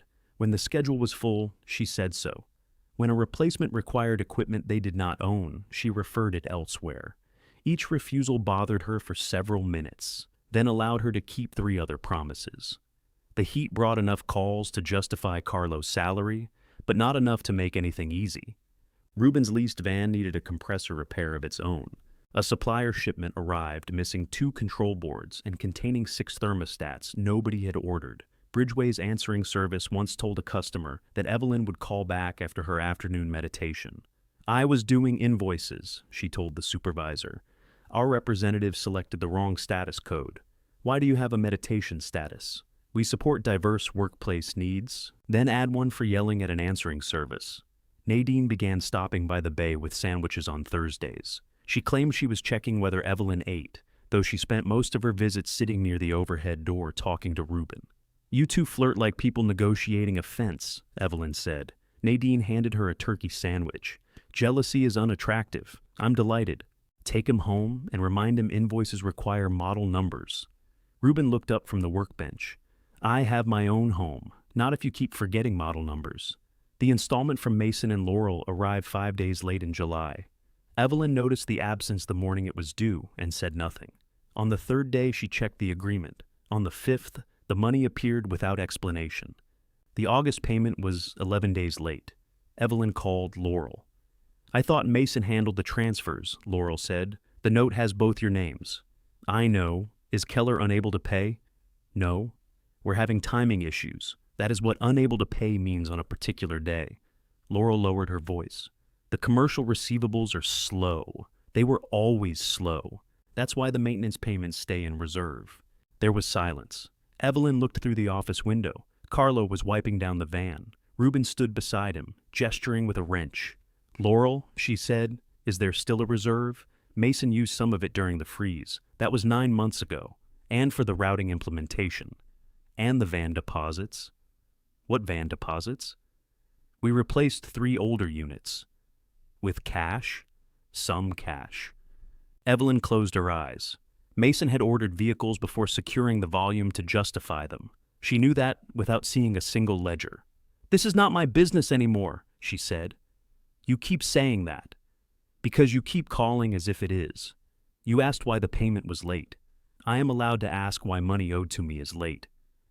Laurel's breath sharpened. "Then speak to Mason. I am speaking to the other person who signed." She ended the call before concern could turn into free consulting. Tasha arrived at Bridgeway the following Monday, carrying her jeweled reading glasses in one hand, and the mug about not being responsible for anyone's tone in the other. Evelyn stared at the mug. "No, I haven't asked anything. You brought office property. The mug is mine." "You know what I mean." Tasha set it on the gray desk. "I gave notice." "Why?" "Because Mason put calls through an automated menu." Evelyn waited, and customers hated it. So he turned it off. "That sounds solved. He turned it off after I trained it for 3 weeks. Then he said the front office lacks flexibility. That sounds like Mason. Last Friday, Mrs. Leland called about her scarf. He told her we aren't a lost and found service. The blue one? With the silver fringe. It was in the break room. I mailed it to her. Good. Tasha sat. Paul left. Ruben left. Carlo left. 2 installers went to Reed, and Debbie in accounting is interviewing at a dental office because she says teeth do not need software. Tasha, I know.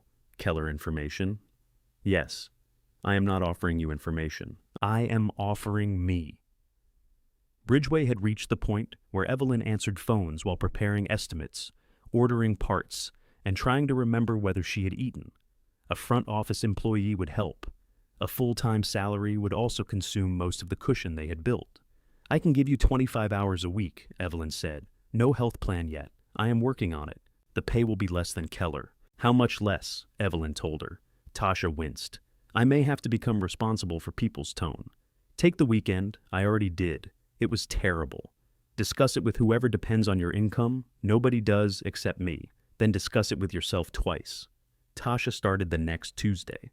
On her first morning, she moved the pencil cup 2 inches to the left, replaced the telephone greeting with her old line about making the day less drafty, and put a small dish of peppermints beside the appointment book. Ruben looked into the office. Now it's a company. It was a company before, Evelyn said. It was a garage with insurance. Tasha opened the cardboard box she had brought and removed Frank's brass bell. Evelyn froze. Mason told me to throw it away, Tasha said. He said it didn't fit the updated brand. You took it? I rescued it. Theft requires criminal intent. Do not say that sentence again. Tasha set the bell on the desk. Its brass surface was scratched near the base. Evelyn remembered Frank ringing it when they landed the county library contract, striking so hard the handle came loose. I left that at Keller, Evelyn said, and Keller left it in the trash. Ruben picked it up. We should ring it. For what? Tasha. I am not a contract, Tasha said. No, Evelyn replied. You are an expense. Tasha put a hand over her heart. Evelyn took the bell from Ruben and placed it on the upper shelf, where it remained silent. Mason came to Bridgeway 2 days later. He stood inside the bay looking at the 3 desks, the stocked shelves, and the handwritten schedule Tasha had taped beside the computer. His gaze stopped on the brass bell. So, this is where everything went, he said. Tasha removed her glasses. I have a call to make. The phone was not ringing, but she picked it up anyway. Ruben and Carlo became deeply interested in the van outside. Evelyn led Mason into the narrow office. He looked tired. His collar was open, and the skin beneath his eyes had a gray cast Evelyn remembered from Frank's worst winters. He did not sit until she did. You hired Tasha. She resigned first. She says that too. Probably because it happened. He rubbed his palms over his knees. I didn't come to fight. Then you should have a seat. Fighting in here violates the occupancy limit. He glanced around. You always hated small offices. I hate badly arranged offices. This one is excellent. You live with Nadine and work in a drainage ditch. The ditch is outside. I can help you change that. The phrasing raised every guard Evelyn possessed. How? Come back to Keller for 6 months, not as transition consultant, as chief operating officer. No, you haven't heard the terms. The title was not the problem. Full authority over service and dispatch. I handle sales. Laurel handles customer experience. We stop stepping on each other, and after 6 months, we reassess. No. His mouth hardened. You want us to fail? I want you to stop turning fear into an accusation. I am offering you your old job. My old job was never a favor. Mason leaned forward. We can pay the balance of your note early. Laurel and I still have proceeds from the house. You could put money down on a place of your own instead of renting a room. There it was again. Shelter offered in exchange for usefulness. Evelyn's voice went quiet. You sold my home. Do not offer its money back as a leash. Mason recoiled. That's not fair. It is exactly fair. You could have fought the will. With what? The savings we spent on your father's care? We didn't write the prenup. No. You only arrived with stickers. His eyes went to the glass wall, though nobody outside appeared to be listening. I know the house was handled badly, he said. Badly as a shipment sent to the wrong address. You measured the windows while I was still wearing my funeral clothes. He stood, then sat again. For several seconds, neither spoke. We need help, he said at last. It was the first honest sentence he had brought. How bad? Supplier terms tightened. The credit line is nearly used, service revenue is down, but replacement sales should recover it. Should? We have contracts pending. Pending does not make payroll. I know that. Do you? His face changed. The anger remained, but exhaustion showed through it. What would you do? He asked. Evelyn looked at the man who had removed her from a home and an office because he believed possession would make him ready. I would stop selling work you cannot staff. Sell the new vans if they aren't carrying their payments.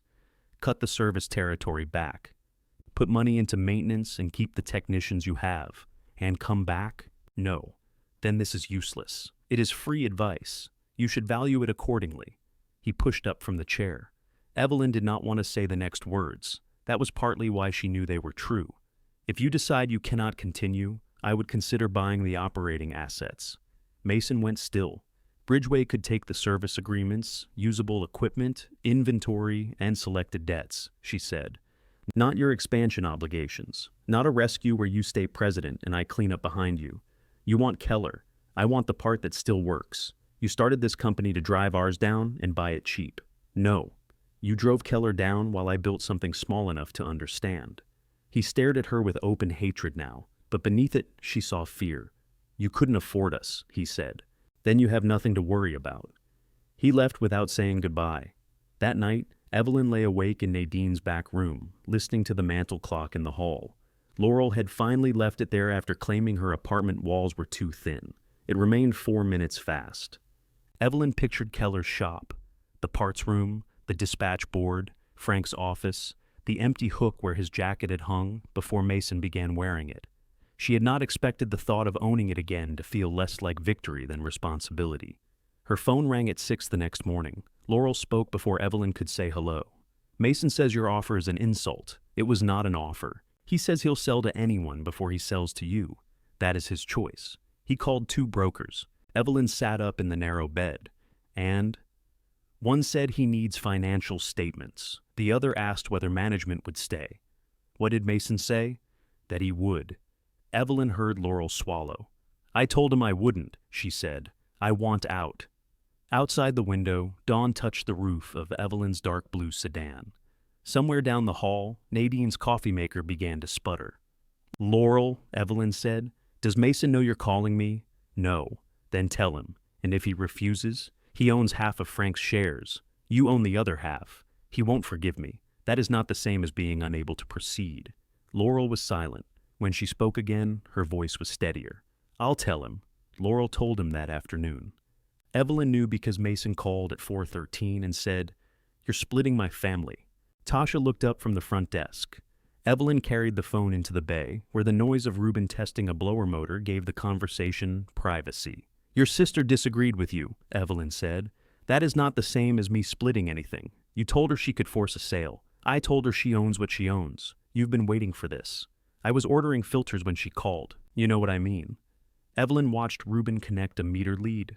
No, Mason. I don't think either of us has known what you mean for quite a while. He hung up.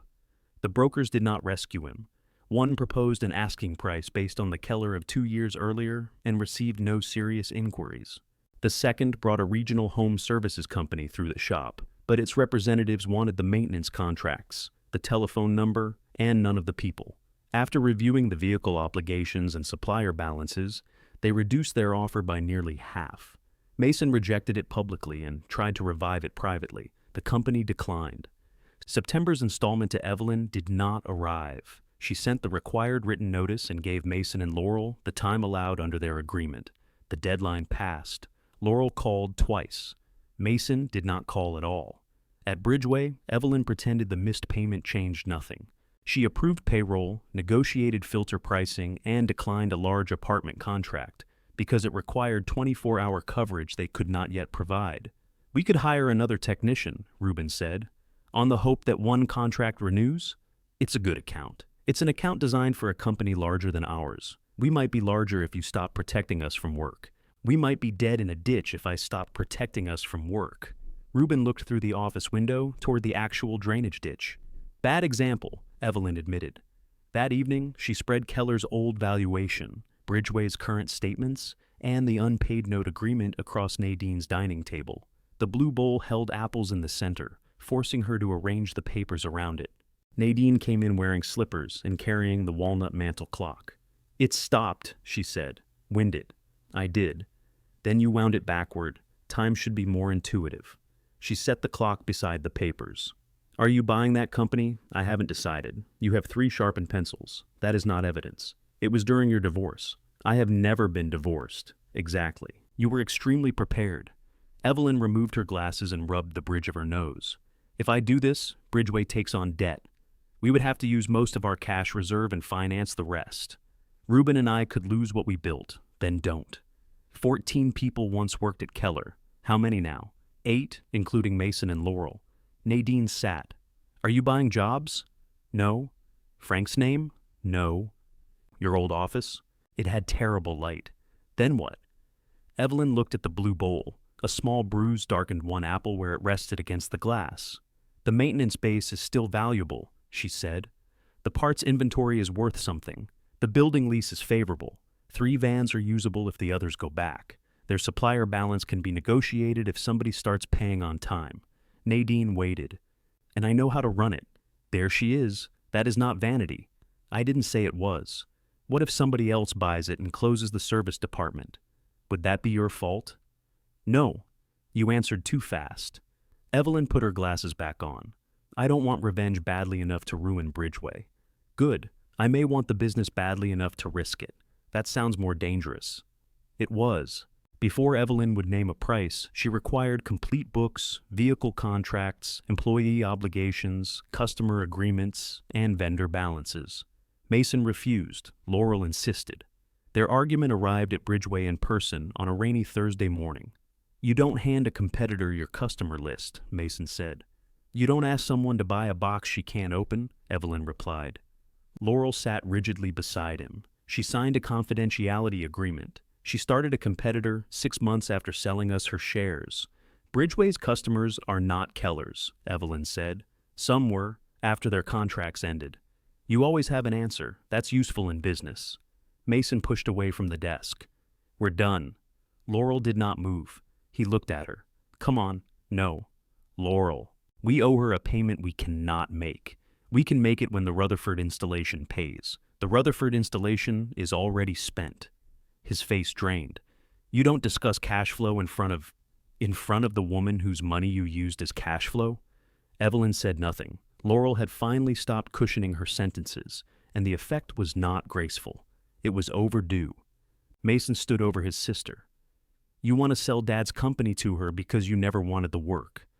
I wanted something of his that proved I mattered." The rain ticked against the office window. Laurel's voice shook, but she continued. "I thought the house would do that. Then we sold it. I thought the company would do it. Then every morning I walked in, terrified somebody would ask me a question only Evelyn could answer. You learned. I learned customer service. I learned renewals. I did not learn how to run an HVAC company because Dad never taught me. He told us we would inherit it as if ownership came with memory." Mason looked toward Evelyn, exposed and furious. "You agree with her?" "I think Frank promised all 3 of us things he did not prepare us to receive," Evelyn said. He walked out alone. Laurel stayed long enough to authorize access to the records. Evelyn entered Keller's shop after closing the following Monday. She brought Reuben and a certified public accountant who worked with small business sales, but no entourage. Mason waited in Frank's office. Laurel sat in the conference room with boxes of invoices. The building smelled the same: metal, dust, coffee, and the rubber from stacked belts. Yet the old rhythms were gone. Half the service hooks were empty. The wall map remained outside dispatch, dotted with colored pins across a territory nobody had enough technicians to cover. Reuben opened parts bins, checked equipment, and crawled beneath 2 vans. Evelyn reviewed contracts and accounts until the numbers blurred. Keller was worse than Laurel had said. Replacement revenue looked strong on paper, but thin margins and warranty callbacks had consumed the profit. Maintenance renewals had fallen. 3 suppliers had placed the company on cash before delivery. The routing software contract had 2 years remaining. 2 new vans were worth less than the balances owed on them. The business was not worthless. That was the painful part. Beneath the debt remained hundreds of customers, capable employees, stocked shelves, a recognized name, and work already scheduled. Mason and Laurel had not destroyed Keller. They had exhausted it.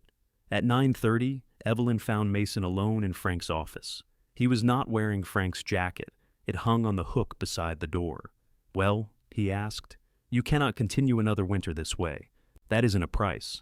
I'll have one. Low, I assume. Accurate." He looked toward the glass wall.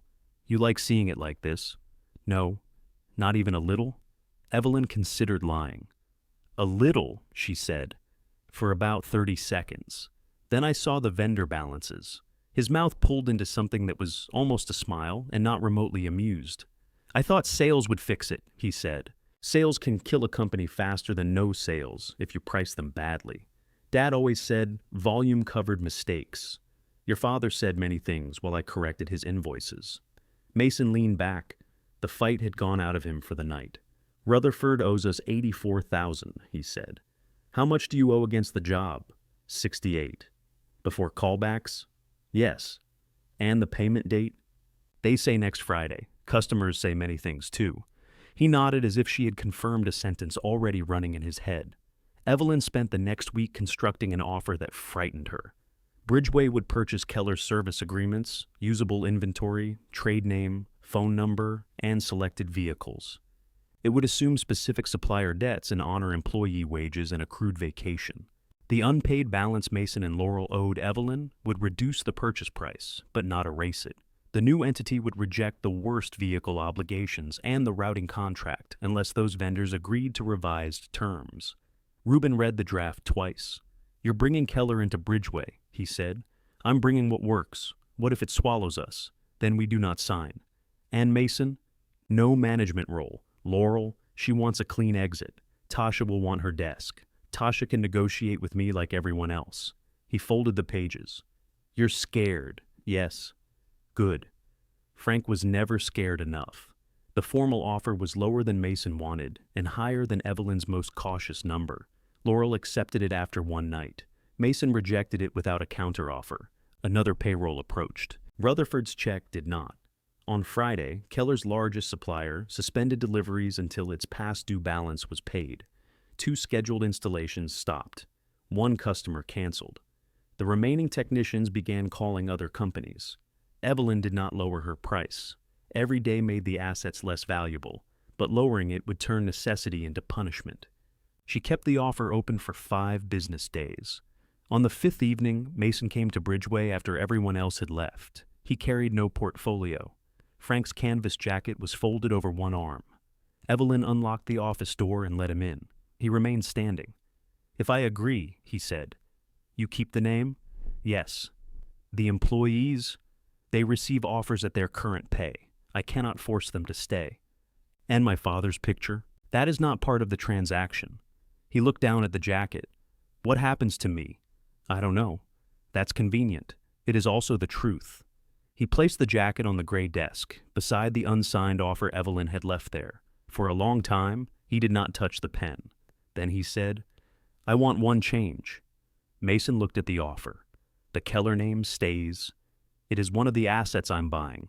I mean, on the trucks, on the building, not buried under Bridgeway in 6 months." Evelyn studied him. "For how long?" 5 years. That is a long time to make promises for somebody else. It's my father's company." "It was." His face tightened, but he remained seated. 3 years, he said. "After that, you decide. The name stays as long as the work deserves it. That's not the same thing. It is the only condition Frank should have put on it." Mason picked up the pen. "You always have to win the sentence," he said. "No, sometimes I just have to live with it afterward." He signed the offer. The signature did not restore anything. No warmth moved through the room. No hidden balance shifted back into place. Evelyn had expected at least the small satisfaction of hearing Frank's brass bell in her head. Instead, she saw the supplier debts, the tired technicians, and the first payroll that would belong to her again. Mason pushed the pages across the desk. "You took the house personally," he said. Evelyn almost laughed. "Yes, it belonged to Laurel and me." "I know. So, what were we supposed to do?" Wait until I changed out of my funeral blouse before measuring the windows. He looked down at Frank's jacket. I thought if we move fast, it would hurt less. For whom? He did not answer. The sale took 4 more weeks because signatures were easier than consequences. 2 vehicle companies agreed to take back the newest vans in exchange for fees that made Evelyn briefly consider setting them on fire. The routing vendor reduced the remaining contract only after she agreed to keep a smaller version of the service. Suppliers accepted payment schedules because Bridgeway had paid every invoice on time. The unpaid balance Mason and Laurel owed Evelyn reduced the purchase price, but Evelyn still used most of Bridgeway's reserve and took on a loan that would keep her awake for years. Reuben read every revised page. You know we could stay small, he said. Yes. We're good small. We are. You're doing it anyway. Yes. He signed where Bridgeway's co-owner was required. Laurel signed the final documents in a navy suit. She had removed her name from the Keller payroll and accepted a customer relations position with a regional medical group. Before signing, she touched the edge of the paper. I'm sorry, she said. The attorney handling the closing looked up. Laurel glanced at him. Not about the contract. Evelyn understood. I know. I thought the house was the part Dad had kept for us. He did keep it for you. That isn't what I mean. No? Laurel's pen trembled slightly. I don't know how to fix what we did. You don't fix 27 years with one large gesture. What do I do? Something small, then do it again when nobody praises you. Laurel nodded and signed. Mason arrived separately. He completed his pages, returned the pen, and left without looking at Evelyn. Frank's canvas jacket remained folded in a box beside his chair. The morning ownership transferred, Evelyn entered the Keller shop at 6:15. Her old office had been emptied. The wall map still hung near dispatch, its outer counties crowded with colored pins. She removed every pin beyond the service area Bridgeway could realistically cover. Tasha carried in the paper appointment book and put it beside the computers. I brought civilization, she said. Reuben arrived with Bridgeway's tools. Carlo parked the white van beside the remaining Keller trucks. 6 Keller employees gathered in the conference room, wary and quiet. Evelyn had offered all of them jobs at their current pay. 5 accepted. 1 installer chose Reed Mechanical, where nobody expected him to care who had married whom. Frank's chair stood at the end of the laminate table. Evelyn left it empty. We are not going back to the old company, she told the room. The old company is why half of us are tired and the other half are suspicious. Tasha folded her arms. Which half am I? Both. Good. A few people smiled. We are also not turning Keller into Bridgeway overnight. Existing maintenance agreements will be honored. Service territory is reduced immediately. No same-day promise goes out unless dispatch confirms the time. If we cannot do a job safely, we do not do it fast. If we make a mistake, the service record tells the truth. Reuben looked down at his coffee. Evelyn continued. Nobody here owes me gratitude. You owe the work your attention, your coworkers respect, and the customer what we promised. I owe you the same. A technician near the door raised his hand. Who's president? Tasha glanced at Reuben. Careful, that word has history. Evelyn looked at the faces around the table. I own the company with Reuben. I run operations. Reuben runs the field. Tasha runs everybody whether authorized or not. Finally, an accurate title, Tasha said. What does the truck say? The technician asked. Keller, Heating, and Air, a Bridgeway company. The answer produced a murmur Evelyn could not read. After the meeting, Tasha brought down Frank's brass bell from the box of Bridgeway supplies and set it on the front counter. Not yet, Evelyn said. When? When we earn something. The first months offered little worth ringing for. Customers confused by the merger called both telephone numbers. One supplier's shipment went to the Bridgeway bay after they had closed it.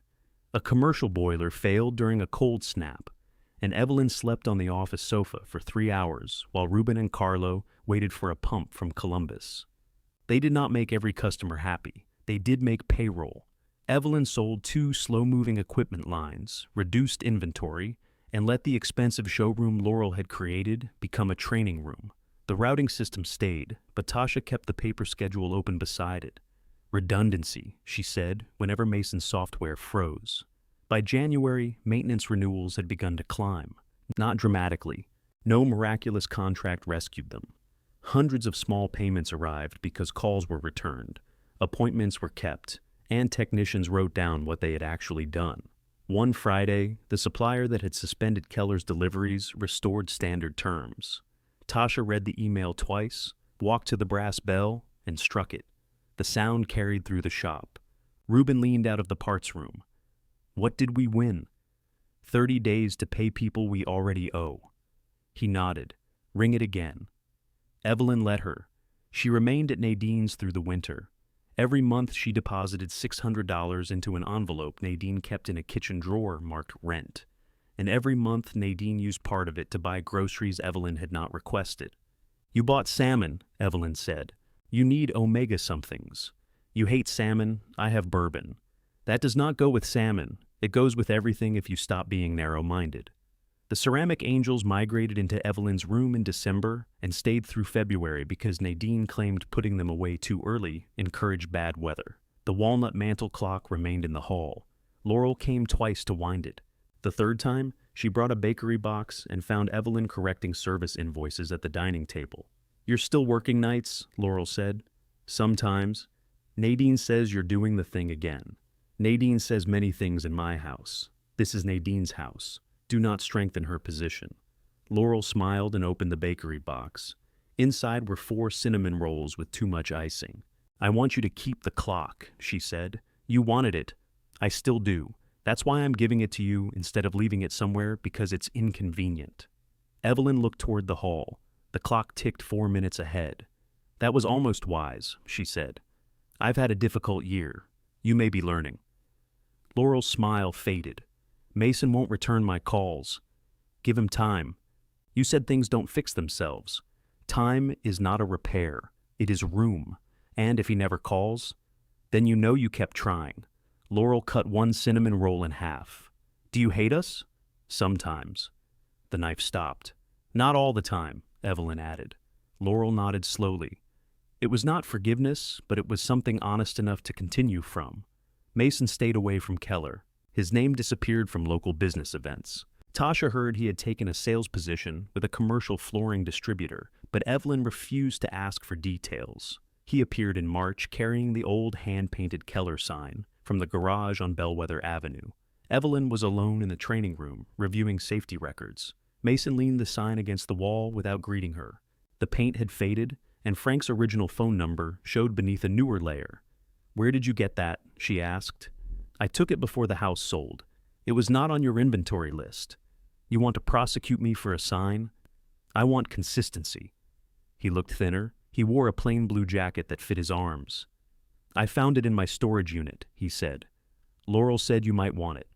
Do you? No. The answer was sharp, then softened. I thought I did.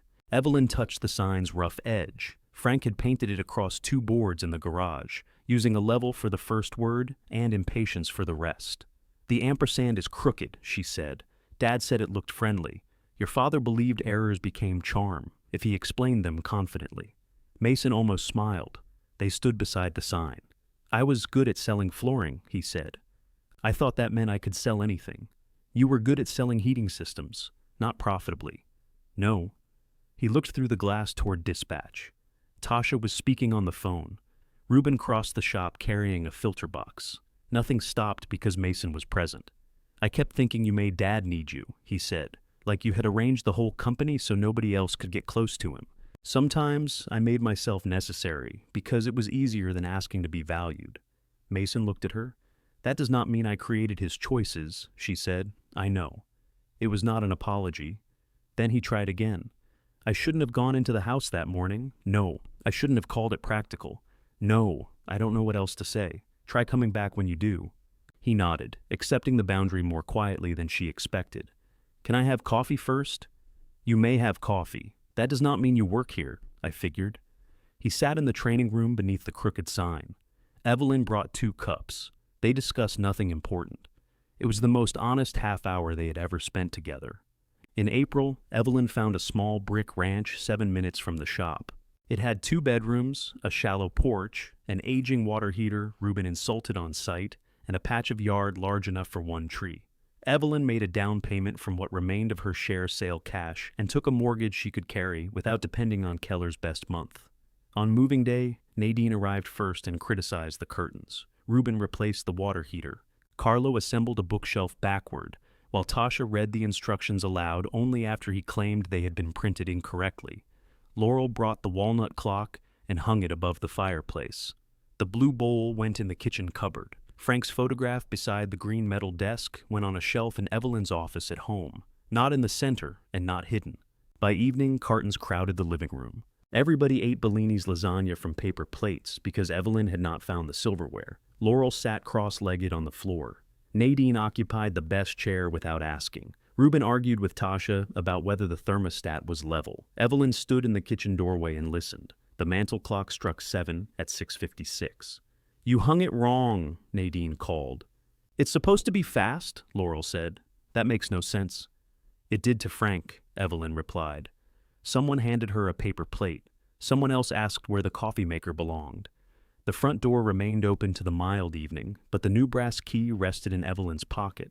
Later, after everyone left, she locked the door herself. She placed the key in the blue bowl, where it made a small, certain sound against the glass.